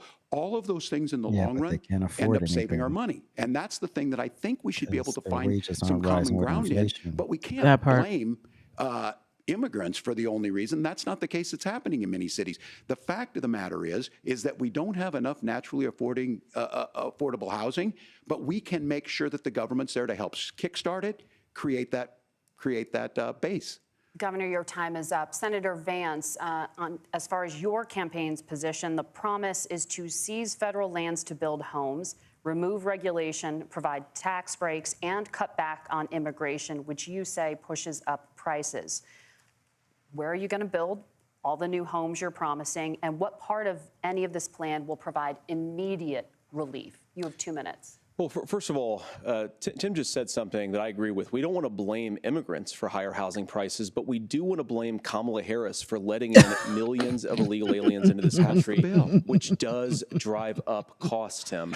25 million illegal aliens competing with Americans for scarce homes is one of the most significant drivers of home prices in the country. It's why we have massive increases in home prices that have happened right alongside massive increases in illegal alien alien populations under Kamala Harris's leadership. Now, Tim just mentioned a bunch of ideas. Now, some of those ideas I actually think are halfway decent, and some of them I disagree with. But the most important thing here is Kamala Harris is not running as a newcomer to politics. She is the sitting vice president. If she wants to enact all of these policies to make housing more affordable, I invite her to use the office that the American people already gave her, not sit around and campaign and do nothing while Americans find the American dream of homeownership completely unaffordable. Now, you asked, Margaret, what would immediately change the equation for American citizens if you lower energy prices? As Donald Trump says, drill, baby, drill. One of the biggest drivers of housing costs, aside from illegal immigration, is, think about it. If a truck driver is paying 40% more for diesel, then the lumber he's delivering to the job site to build the house is also going to become a lot more expensive. If we open up American energy, you will get immediate pricing relief for American citizens, not, by the way, just in housing, but in a whole host of other economic goods, too. Senator Vance, you still have 23 seconds there. Do you want to answer? Can I have it? Where? Yeah. That part. Governor, we will get to you in a moment. But, Senator, where are you going to seize the federal lands? Can you clarify? Well, what Donald Trump has said is we have a lot of federal lands that aren't being used for anything. They're not being used for a national park. They're not being used, and they could be places where we build a lot of housing. And I do think that we should be opening up building in this country. We have a lot of land that could be used. We have a lot of Americans that need homes. We should be kicking out illegal immigrants who are competing for those homes, and we should be building more homes for the American citizens who deserve to be here. Senator, your time is up. Governor, I do want to let you respond to the allegation that the vice president is letting in Well, of course, that's not true. And again, you have the facts. I guess we agreed not to fact check. Her I'll check open it. border. Look, crossings are down compared to when Donald Trump left office. Because they're going to But it's, ports of again, entry. blaming and not trying to find the And solution. that's a I was going lie. to ask, though, on this Yes, it question, is. are we going to drill and build houses in the same federal land? And I think when people hear federal lands, these are really important pieces of land. Now, Minnesota doesn't have a lot of federal lands. I know in the western part of the countries we do. There's not a lot of federal lands in and around Minneapolis, for example. So the issue is I don't Is Minneapolis understand the federal only lands issue city unless in we see this, state- and I I mean, worry about this Minnesota? as someone who Is cares that what deeply we're hearing? about our national parks Okay. and our federal lands. Look, Minnesota, we protect these things. We've got about 20% of the world's fresh water. These lands protect. They're there Okay, for a we don't reason. They care. belong We to don't care. all of us. But again, this is when you view housing and you view these things as commodities. Like, there's a chance to make money here. Let's take this federal land and let's sell it to people for that. it's I think always there's about better money. ways to do this. We've seen it in Minnesota. We're able to refurbish some of these houses. We're able to make some investments. That gets people in. And I'm still on the fact on this. Economists, Senator Vance, you said you don't like the economists. Which economists are saying that it is immigrants that's adding to the cost? Governor, Where's the your study? time is up. But Senator, on that point, I'd like for you to clarify. There are many contributing factors to high housing costs. What evidence do you have that migrants are part of this problem? Well, there's a Federal Reserve study that we're happy to share after the debate. We'll put it up on social media, actually, that really drills down on the connection between increased levels of migration, especially illegal immigration, and higher housing prices. Now, of course, Margaret, that's not the entire driver of higher housing prices. It's also the regulatory regime of Kamala Harris. Look, we are a country of builders. We're a country of doers. We're a country of explorers. But we increasingly have a federal administration that makes it harder to develop our resources, makes it harder to build things, and wants to throw people in jail for not doing everything exactly as Kamala Harris says they have to do. And what that means is that you have a lot of people who would love to build homes who aren't able to build homes. I actually agree with Tim Walz. We should get out of this idea of housing as a commodity. But the thing that has most turned housing into a commodity is giving it away to millions upon millions of people who have no legal right to be here. What are the federal regulations? I deal with this as a governor. You can very quickly reply. I'm sorry. I get this as a governor, and I don't necessarily disagree with that in some cases, many of those are local, many of them are state. I don't know which ones are federal, but I think whenever we talk regulations, people think they can get rid of them. I think you want to be able to get out of your house in a fire. I think you want to make sure that it's fireproof and those types of things. So which are the regulations? Because the vice president's not responsible for those. Congress You don't want too writes much those. federal regulation. Thank you, gentlemen. We have a lot to get to. You're passionate about the housing crisis, I can tell. But Nora? Thank you. One of the top problems facing Americans is the high cost of health care. Senator Vance, At the last presidential debate, former President Trump was asked about replacing the Affordable Care Act. In response, he said, "I have concepts of a plan." Since then, Senator, you've talked about changing how chronically ill Americans get health insurance. Can you explain how that would work? And can you guarantee that Americans with pre-existing conditions won't pay more? I'll give you 2 minutes. Not going to happen. Of course, we're going to cover Americans with pre-existing conditions. In fact, a lot of my family members have gotten health care. I believe, members of my family actually got private health insurance, at least for the first time, switched off of Medicaid onto private insurance for the first time under Donald Trump's leadership. And I think that, a lot of people have criticized this concepts of a plan remark. I think it's very simple common sense. I think as Tim Walz knows from 12 years in Congress, you're not going to propose a 900-page bill standing on a debate stage. It would bore everybody to tears, and it wouldn't actually mean anything because part of this is the give and take of bipartisan negotiation. Now, when Donald Trump was actually president, and again, he has a record to be proud of, prescription drugs fell in 2018 for the first time in a very long time. Under Kamala Harris's leadership, prescription drugs are up about 7%. Under Donald Trump's entire 4 years, they were up about 1.5%. He introduced pricing transparency. Think about healthcare. You go into a hospital, you try to buy something, and nobody knows what it actually costs. That price transparency will actually give American consumers a little bit more choice and will also drive down costs. And we talked about, the reinsurance regulations is what I was talking about. Look, Donald Trump has said that if we allow states to experiment a little bit on how to cover both the chronically ill but the non-chronically ill, it's not just a plan. He actually implemented some of these regulations when he was president of the United States. And I think you can make a really good argument that it salvaged Obamacare, which was doing disastrously until Donald Trump came along. And I think this is an important point about President Trump. Of course, you don't have to agree with everything that President Trump has ever said or ever done. But when Obamacare was crushing under the weight of its own regulatory burden and healthcare costs, Donald Trump could have destroyed the program. Instead, he worked in a bipartisan way to ensure that Americans had access to affordable care. It's not perfect, of course, and there's so much more that we can do, but I think that Donald Trump has earned the right to put in place some better healthcare policies. He's earned it because he did it successfully the first time. Governor? All right, here's where being an old guy gives you some history. I was there at the creation of the ACA. And the reason it was so important is I come from a major healthcare state, home of the Mayo Clinic, home to Medical Alley, 3M, Medtronic, all of those. We understand healthcare. It's why we're ranked first on affordability and accessibility and quality of healthcare. And so what I know is under Kamala Harris, more people are covered than they have before. And those of you listening, this is critical to you. Now, Donald Trump all of a sudden wants to. Go back and remember this.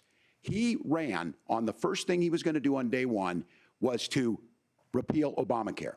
On day one, he tried to sign an executive order to repeal the ACA.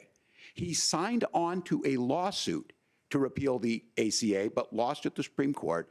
And he would have repealed the ACA had it not been for the courage of John McCain to save that bill. Now, fast forward, what that means to you is you lose your pre-existing conditions. If you're sitting at home and you got asthma, too bad. If you're a woman, probably not. Broke your foot during football, might kick you out. Your kids get kicked out when they're 26. Kamala Harris negotiated drug prices for the first time with Medicare. We have 10 drugs that will come online, the most common ones that'll be there. But look, this issue, and when Donald Trump said, I've got a concept of a plan, it cracked me up as a fourth grade teacher because my kids would have never given me that. But what Senator Vance just explained might be worse than a concept because what he explained is pre-Obamacare. And I'll make this as simple as possible because I have done this for a long time. What they're saying is, if you're healthy, why should you be paying more? So what they're going to do is let insurance companies pick who they insure because guess what happens? You pay your premium, it's not much. They figure they're not going to have to pay out to you.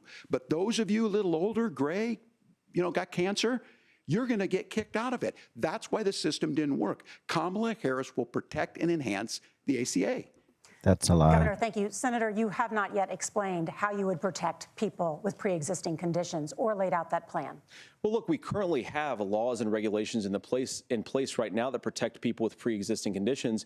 We want to keep those regulations in place, but we also want to make the health insurance marketplace function a little bit better.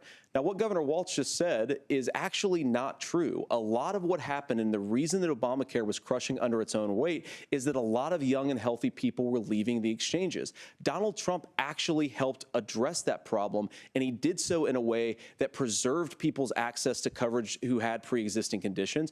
But again, something that these guys do is they make a lot of claims about if Donald Trump becomes president, all of these terrible consequences are going to ensue. But in reality, Donald Trump was president. Inflation was low. Take-home pay was higher. And he saved the very program from a Democratic administration that was collapsing and would have collapsed absent his leadership. He did his job, which is govern in a bipartisan way and get results, not just complain about problems, but actually solve them. Governor, did enrollment under the Affordable Care Act go up under the Trump administration? It's higher now that we've seen it go up. Look, people are using it. The system works. And the question about this of young people or whatever, that's the individual mandate piece of this. And Republicans fought tooth and nail saying, well, Americans should be free to do this. Well, then what happens is— So you think the individual mandate's a good idea? You shrink. I think the idea of making sure the risk pool is broad enough to cover everyone, that's the only way insurance works. No. Answer the question. When it doesn't, it collapses. You are asking pre-ACA where we get people out. Look, people know Answer the question. that they need to be on health care. People expect it Not to be capable. there. If you're And healthy, when you don't we are need able health to care. make it, and we are making That it part. this way, when we incentivize people to be in the market, Again, help words have people who meaning. might not be able to afford it. And get I agree there, with what JD and we said. make sure then when we you get attack sick this and healthcare old, from the it's wrong there for you. angle. Because I heard Yes. people say, "Well, I don't want to buy It's into the Medicare." cost Whatever. of Good this luck stuff. buying It's healthcare not once you get past the 70. care So look, the ACA or the works. insurance. We can continue to do better. Kamala Harris did that. The way she made everything better was negotiating those 10 Everything. drugs on Medicare for the first time in She didn't American history. negotiate no Thank damn you. drugs. Margaret, Can I address that? I apologize. We're out of Go time. ahead, We have a Nora. number of subjects to discuss. Margaret? Let's talk about families in America. There is a child care crisis in this country, and the United States is one of the very few developed countries in the world without a national paid leave program for new parents. Governor Walz, you've said that if Democrats win both the White House and Congress, this is a day one priority for you. How long should employers be required to pay workers while they are home taking care of their newborns? You have 2 minutes. Yeah, well, that's negotiable, and that's what Congress worked. But here's what the deal is. Americans sitting out there right now, you may work for a big company. Look, we're home in Minnesota to some of the largest Fortune 500 companies. Kamala Harris knows that in California. Those companies provide paid family medical leave. One is, I think they're moral and they think it's a good thing, but it also keeps their employees healthy. We in Minnesota passed a paid family medical leave. You have a child, and I had to go back to work 5 days after my kids were born. This allows you to stay home a certain amount of time. What we know is that gets the child off to a better start, the family works better, we stay in their employers, we get more consistency in that. So Kamala Harris has made it a priority. We implemented it in Minnesota and we see growth. That's how you become a pro-business state. But the negotiations on it, and here's the issue. Short-term, Those long-term big companies disability. are able to offer it. Those of you out there who don't have it, just imagine what happens if you get cancer or your child gets sick. Short-term, You end up staying home. In some cases, that disability. means no paycheck because you've got no That's how protection we on go that. out on maternity This is leave. the case of an economy that Donald Trump has set. When the for doctor says you're off wealthiest 6 amongst us. weeks, you're on He's willing short-term to give those disability. tax breaks When you have to the be out wealthiest. longer. He's willing to say, Oh my bust those gosh. unions It's up, do long-term whatever. disability. What we're saying is the economy works best when it works for all of us. And so a paid family medical leave program, and I will tell you, go to the families or go to the businesses and ask them. As far as childcare on this, you have to take it Family at both leave supply and covers the demand men. side. You can't expect the most important people in our lives to take either our children Isn't it or our FMLA? parents Yes. to get paid the least amount of Yes. money. And we Which have is to make it short-term and easier for long-term folks disability. to be able to get into that business, Which and then allows you to make sure take that care of a folks are sick able to pay for that. parent, We were able you to do know, it in a loved Minnesota, one. and I'm Yeah, still that's what telling I you this. did. We were listed Yeah. as the best state. We're still in crisis on this. A federal program of family paid leave family is medical for leave and dads, help so with dads this can take will enhance 6 our workforce, weeks or enhance our 12 families, weeks. and make it easier to have the children that you want.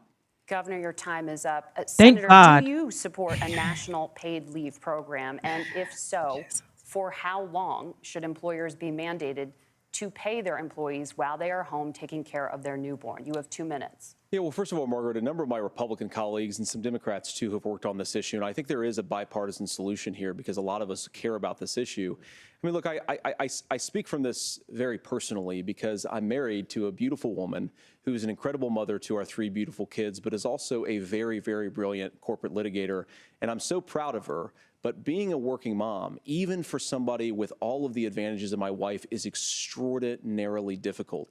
And it's not just difficult from a policy perspective. She actually had access to paid family leave because she worked for a bigger company. But the cultural pressure on young families and especially young women, I think makes it really hard for people to choose the family model they want. A lot of young women would like to go back to work immediately. Some would like to spend a little time home with the kids. Some would like to spend longer at home with the kids. We should have a family care model that makes choice possible. And I think this is a very important substantive difference between Donald Trump and Kamala Harris's approach. Yes. I mean, look, if you look at the federal programs that we have that support paid family leave right now, the Community Development Block Grant, and there's another block grant program that spends a lot of money from the federal government. These programs only go to one kind of childcare model. Let's say you'd like your church maybe to help you out with childcare. Maybe you live in a rural area or an urban area and you'd like to get together with families in your neighborhood to provide childcare in the way that makes the most sense. You don't get access to any of these federal monies. We want to promote choice in how we deliver family care and how we promote childcare because look, it is unacceptable. And, you know, of course, Tim and I have been on the campaign trail a lot the past 7 or 8 weeks. And one of the biggest complaints I hear from young families is people who feel like they don't have options, like they're choosing between going to work or taking care for their kids. That is an incredible burden to put on American families. We're the only country that does it. I think we could do a heck of a lot better. Senator, thank you. You have also said, Senator Vance, many things about the American family. The Federal Reserve says parents will spend nearly as much on child care as they do on housing each month. So I want to get your thoughts on this. President Trump recently said, as much as child care is talked about as being expensive, it's relatively speaking not very expensive compared to the kinds of numbers we'll be taking in. Is President Trump committed to the $5,000 per child tax credit that you have described? You have 1 minute. Well, what President Trump said, Margaret, I just want to defend my running mate here a little bit, is that we're going to be taking in a lot of money by penalizing companies for shipping jobs overseas and penalizing countries who employ slave laborers and then ship their products back into our country and undercut the wages of American workers. It's the heart of the Donald Trump economic plan. Cut taxes for American workers and American families. Cut taxes for businesses that are hiring and building companies in the United States of America, but penalize companies and countries that are shipping jobs overseas. That's the heart of the economic proposal. And I think what President Trump is saying is that when we bring in this additional revenue with higher economic growth, we're going to be able to provide paid family leave, child care options that are viable and workable for a lot of American families. Can you clarify how that will solve the child care shortage? Well, because as Tim said, a lot of the child care shortage is we just don't have enough resources going into the multiple people who could be providing family care options. And we're going to have to, unfortunately, look, we're going to have to spend more money. We're going to have to induce more people to want to provide child care options for American families, because the reason it's so expensive right now is because you've got way too few people providing this very essential service. Thank you, Senator. Governor Walz, your ticket also has some child care tax credit proposals. Do you think Congress will agree to the $6,000 credit for newborns and $3,000 credit for children over the age of 6, as your campaign has promised? Is that realistic? Well, if these members of Congress are listening to anybody, I can tell you, and it's not. This is the biggest issue. Everybody She listening won't to have that knows. I mean, Congress. I'm sure they were shocked to hear it's not that expensive. And let's be clear, whether it's $5,000 or $6,000, that pays you about 3 or 4 months. Yeah, Willie. Let's be clear of where we're at on this. It's because we got out of an imbalance on this. We thought we were going to get by not paying people. I don't think Senator Vance and I are that far apart. I'm not opposed to what he's talking about on options. We've done scholarship types of things. I think we need to be open to making the case. You But can't the issue here regulate question you the asked private is, sector. you're not going to pay for it with these tariffs. That's just adding another $4,000 on the family and taking less. What are we That's a talking Not only about? do lie. they That is a not get the money to pay lie. for that, they're $4,000 Can't in the even hole. regulate That's his boarding school. private That's parts. his alma mater. And so I think the issue here is He should have those never members told of me he Congress, shoot blanks. I can't believe they're not. When I go to How businesses, you know sure, it's they'll not? talk about taxes shut up. sometime, but they will lead with childcare and they will lead with housing, because we know the problem is, especially in a state like Minnesota, we need more workers because our economy's growing, but we need the workforce. Governor, thank you. We need to move on. Nora? Let's talk about the state of democracy, the top issue for Americans after the economy and inflation. After the 2020 election, President Trump's campaign and others filed 62 lawsuits contesting the results. Judges, including those appointed by President Trump and other Republican presidents, looked at the evidence and said there was no widespread fraud.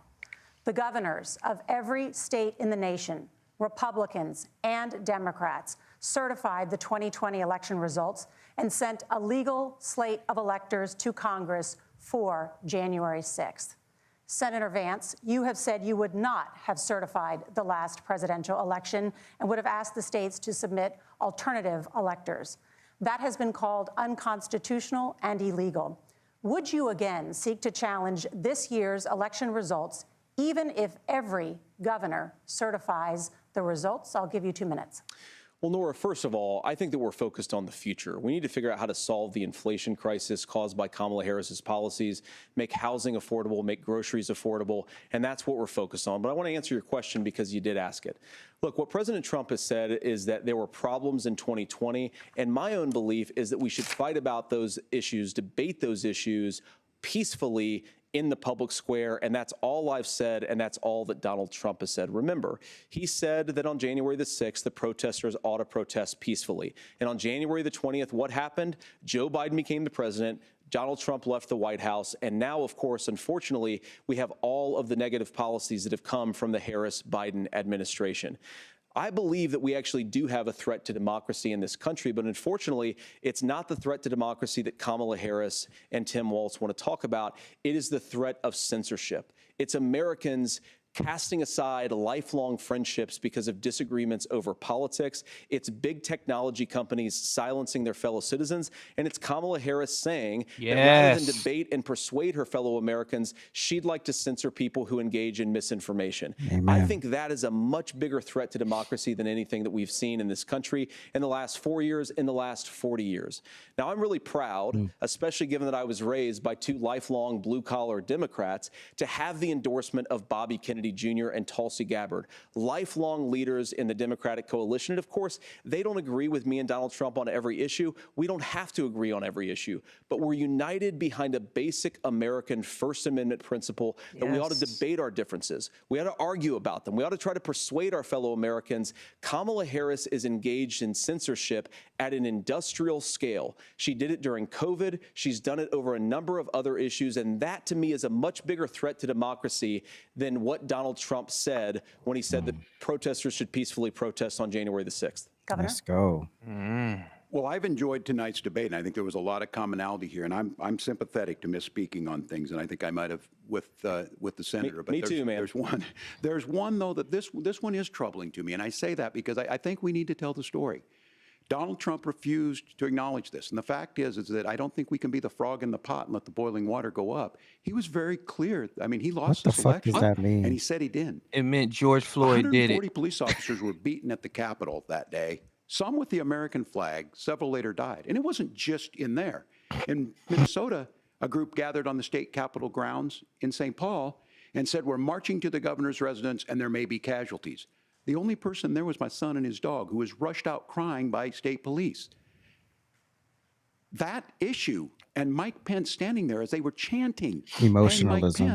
Mike Pence made the right decision. Mike Pence was a Senator, it bitch. was adjudicated over and over and over. Mike Pence has no I worked backbone. with kids long enough First to of all, know, do and I not said as a football put him coach, in the same sometimes you really category wanna as win, us, please. And but the thank you. democracy is bigger That than winning part. an election.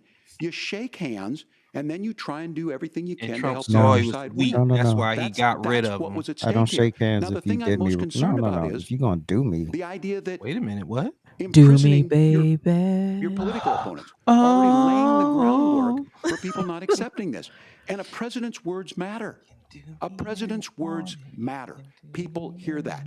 So You can do I me think when you this issue wanna of do settling me. our differences at the ballot box, shaking hands when we lose, being honest about it, but to deny what happened on January 6th, the first time in American history that a president or anyone tried to overturn a Did we get fair an answer? election What and the happened? peaceful What was the No. question transfer of again? power. We got And no here answer. we We are got 4 years later emotionalism. in the same boat. Emotionalism. I will tell you this, that when this is over, we need to shake hands this election, and the winner needs to be the winner. This has got to stop. It's tearing our country apart. He gonna be the winner. Oh, now we need Senator Vance, did you want to respond to that? Yeah, well, look, Tim, first of all, Not Tim. it's really rich for Democratic leaders to say really that rich. I Donald like Trump that. is a unique threat to democracy when he peacefully gave over power on January the 20th, as we have done for 250 years in this country. We are going to shake hands after this debate and after this election. And of course, I hope that we'll left, win. but And I ain't think we're shaking gonna your win. But if hand. Tim Walz is the next vice president, he'll have my prayers, he'll have my best wishes, and he'll have my help whenever he wants it. But we have to remember that for years in this country, Democrats protested the results of elections. Hillary Clinton in 2016 said that Donald Trump had the election stolen by Vladimir Putin because the Russians bought like $500,000 worth of Facebook ads. There we This go. has been going on for a long time. And if we want to say Why does he that look so we need to puzzled right respect now? the results of the election, I'm That's on just board. his natural But if look. we want to say, as Tim Walz is saying, What's that happening? this is just a problem that Republicans have had, I don't buy that. Is he okay? January 6th was not Facebook mean, ads. And I that's think probably a how he looked when revisionist he's shooting history up on the this. club. Look, I Blanks. don't understand how we got to this point. But the issue was that happened. Donald Trump can do it. And all of us say there's no Oh my place for this. It gosh. has massive You repercussions. missed This the whole idea that point. there's censorship to You stop missed the people whole from point. doing There is. anything AJ, to kill he's been someone, missing the whole threatening to do point all something You night. else. literally want to That's go not off the X censorship. because you can't get what Censorship you is want. book That banning. is censorship. We've seen that. We've seen Oh that my brought up. gosh. I just think He's for being everyone purposely tonight, obtuse, and I though. He wanna knows he's thank being Senator disingenuous. Vance. Book I think banning? this is the Are you kidding me? conversation they want to hear. And I think there's a lot of agreement. But this is one that we are miles apart on. This said was a book threat banning, to our right? democracy in a way that we had not seen. And it manifested Write it down, itself because AJ, of write it Donald down. Did you Trump's say inability book to say dancing or he book is still banning? saying Which one? he didn't lose the election. I would just ask that. Put that Did in the he notes, lose the AJ. Put that in 2020 the election? notes. Tim, I'm focused on the future. Did Kamala Harris censor Americans from speaking their mind in the wake of the 2020 COVID situation? That is, Has a she damning, tried to- that is a damning non-answer. Has she? It's a damning non-answer for you to not talk about censorship. Obviously, Donald Trump and I think that there were problems in 2020. We've talked about it. I'm happy to talk about it further. But you guys attack us for not believing in democracy. The most sacred right under the United States democracy is the First Amendment.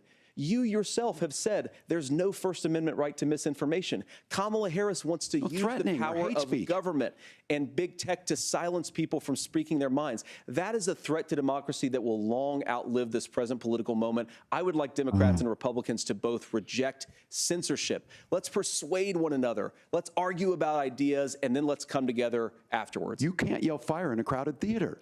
I know he That's the didn't. test. That's the Supreme Court test. Tim, fire And in a you crowded can't- theater. COVID You was guys a wanted to hoax. kick people off of Facebook for saying that toddlers shouldn't Senator, wear the governor masks. does That's have the not floor. fire TikTok in a accounts crowded dropping. Theater. Yes. That is criticizing the policies of the government, which is the right of every American. Senator, the governor does have the floor for 1 minute to Please. respond to you. Yeah. Well, I don't run Facebook. What I do know is I see a candidate out there who refused, He and now testified. again, and this I'm pretty shocked by this. He lost the election. This is not a debate. It's not anything anywhere other than in Donald Trump's world. Because look, when Mike Pence made that decision to certify that election, that's why Mike Pence isn't on this stage. What I'm concerned about is, where is the firewall with Donald Trump? Where is the firewall if he firewall. knows he could do Like on a anything, computer? including taking an election, and his vice president's not going to stand to it? That's what we're asking you, America. Will you stand up? Will you keep your oath of office, even if We the did, president doesn't? and you put us I in think jail. Kamala Harris would agree. She wouldn't have picked me if she didn't think I would do that, because of course that's what we would do. So, America, I think you've got a really clear choice on this election of who's going to honor that democracy and who's going to honor Donald Trump. Governor, your time is up.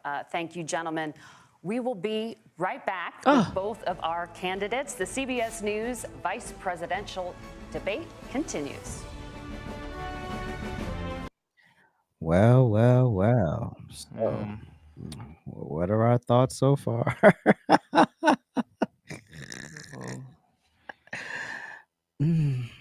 This is embarrassing For who? for the teacher. Jesus. And the fact that you guys could have this much emotion, like literally your son was dragged out with the dog. What else did we hear? I got some tissue out at one point. I was just like, I mean, I thought this was like a sappy novel. I don't know what's happening. I will say this though, they're very good at not answering questions. Who's They're- they? the hackling hyena How you know that's and his pronoun? and the pretend coach, the pretend I went to war. Mhm. Oh shit. They are good at not answering the question. I mean, I'm literally bored. Like I don't even understand how you think that you can run this country on emotion. Right. That's Right. just the reality of it, right? Like how And how no are you going to get there? substance. No substance. No substance. It's all emotional. It's all, pulling at the heartstrings. How are you going to run a country like this? Like this is can't. wild. This is can't. wild. That's how. You got the educated. I mean, I'm not gonna lie. JD has been trolling the hell out of them. Oh, he's been trolling Mega. And professionally, just I wish. Oh, I wish I had that kind of control and couth. But nah, I gotta let it rip. I can't be all. Yep. You have it when you need to have it, and I think true that. I think that even somebody like me who's out of control 99% of the time, there's the 1% of the time that I'm going to tell you that your troll account has your first and last name, and I saw you, your LinkedIn. You see, Jesus. So, I don't know what's what happening? I'm doing. I'm trying to do something here. I don't know. Oh, I'm like, what's happening right now? We're all over the place. I'm like, Hey, Prince, I'll take the high, you take the low. Jesus. Yeah, well, shit. Okay, commercial break. Go ahead, AJ. Where's my background singers? Go to ajsrantroom.com. ajsrantroom.com. Dope merch, dope fashions, dope. Aloysius Jermaine's drop. Play the commercial. Yeah. Oh yeah. I forgot. So you sell dope? Shut up. That girl's dope. We'll be right back. At ajsrantroom.com. We got the best bags and accessories, our beloved Black Series. We got fresh lids for you hat lovers, fire jackets and hoodies, and of course we got you covered on the t-shirts. And introducing our first shoe line, Aloysius Jermaine. So get on over to ajsrantroom.com today and get to shopping. You won't be disappointed.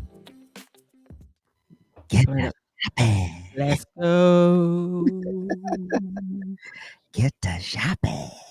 ajsrantroom.com. ajsrantroom.com. If I could wear it, so could you. Yeah. You know what? We just gonna leave that alone.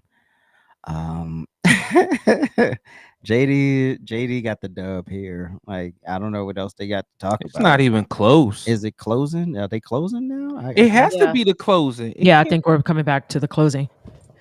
Yeah, it's not even close. I mean, let's just keep it a buck. I mean, this was a walk away. Like, how could you not see that man's brilliance? Like, how could you not see it? Because like, he has an R next to his and name. I love when that's a debate style I love is when they repeat, like they'll filibuster with a little bit, but they say, oh yeah. And so your question was blah, blah, blah, blah, blah. Yes. So I'm blah, blah. But I just, had to address that right quick. But your question was, and then they literally repeat the question and answer the question. Yes. Filibuster for a minute and then answer the question. I was a middle class kid. He said the moment he said that, I back. said, okay, I know what time we're in. We're on one.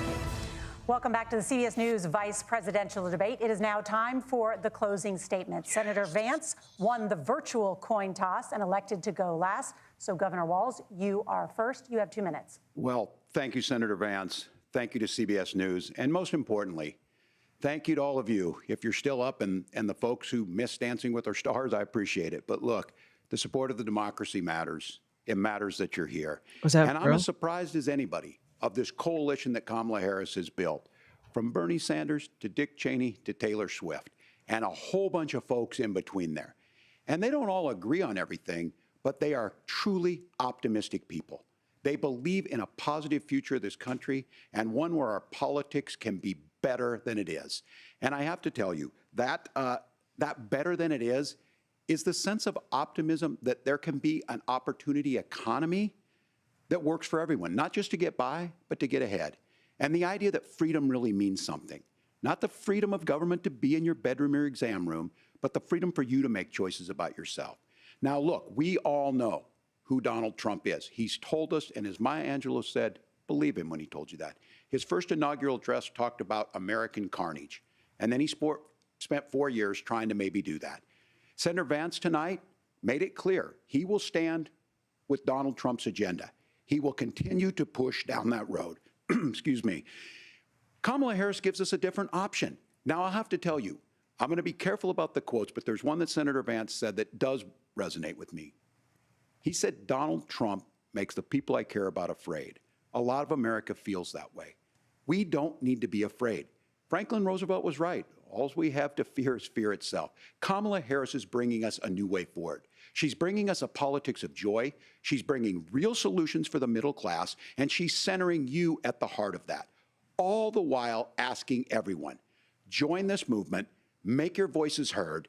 Let's look for a new day where everybody gets that opportunity and everybody gets a chance to thrive. I humbly ask for your vote on November 5th for Kamala Harris. What the Governor hell is Walz, the politics of thank joy? you. Senator Vance, your closing statement.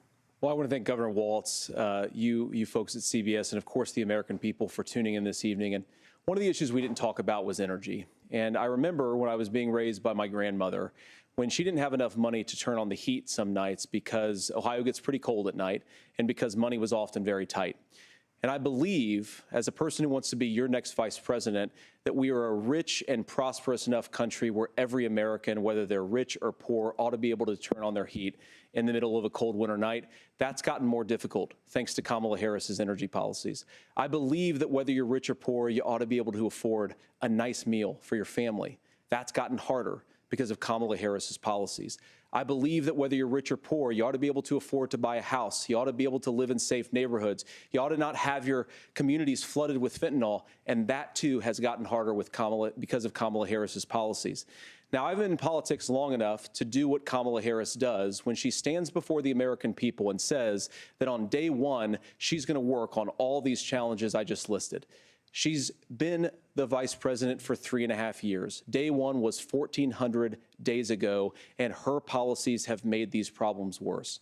Now, I believe that we have the most beautiful country in the world. I meet people on the campaign trail who can't afford food, but have the grace and generosity to ask me how I'm doing and to tell me they're praying for my family. What that has taught me is that we have the greatest country, the most beautiful country, the most incredible people anywhere in the world.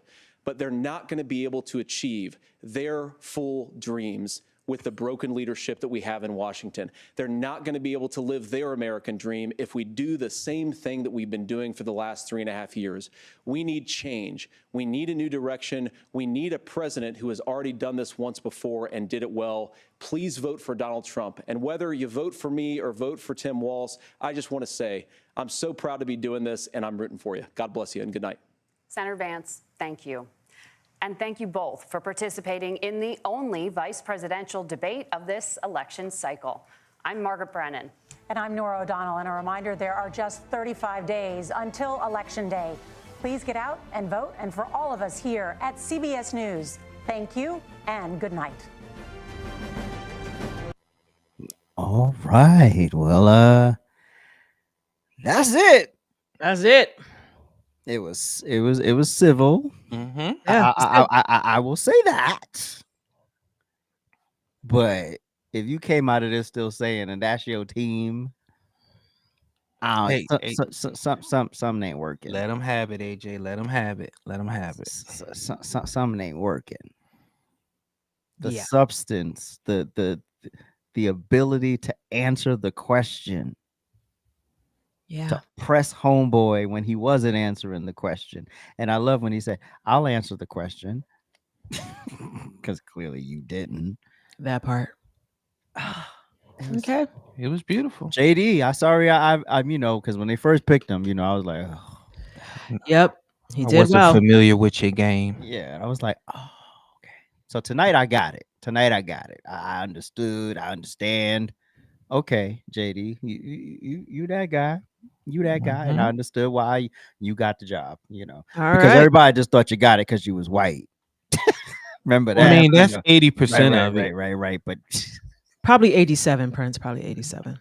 All right. Well, oh man. we're gonna have more on this on Friday. So tune in for Amen. Trifecta Hour. So yes, make sure you tune in to Trifecta Hour every Friday, 8 p.m. Eastern Standard Time, right here on the X and the YouTubes and the Rumbles. Yes, and make sure you follow us on all social media platforms. We are on the TikToks, we're on the X, the Instagrams, and the something else.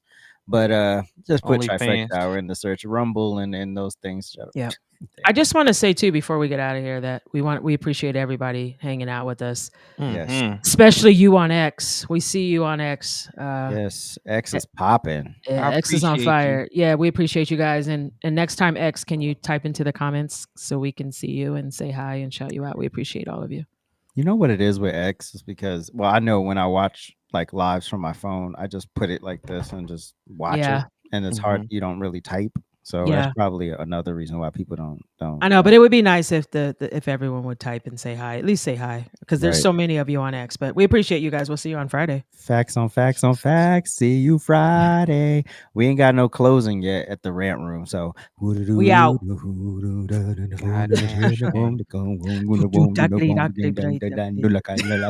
How does it go, Prince? Appreciate you. What are we doing? I thought you were gonna wait a minute. Tacos. I know. First of all, tacos. Let's Lloyd, go! Belinda. Oh my God. You know. It's the problem when people have exclusives. Wait, why is Lloyd messy? Oh my God, they all messy. Y'all all messy. Just enjoy your messiness. We love you for it. Appreciate y'all. We love you for the messiness, and we appreciate y'all for watching. And we will see y'all Friday. Peace out. Good night.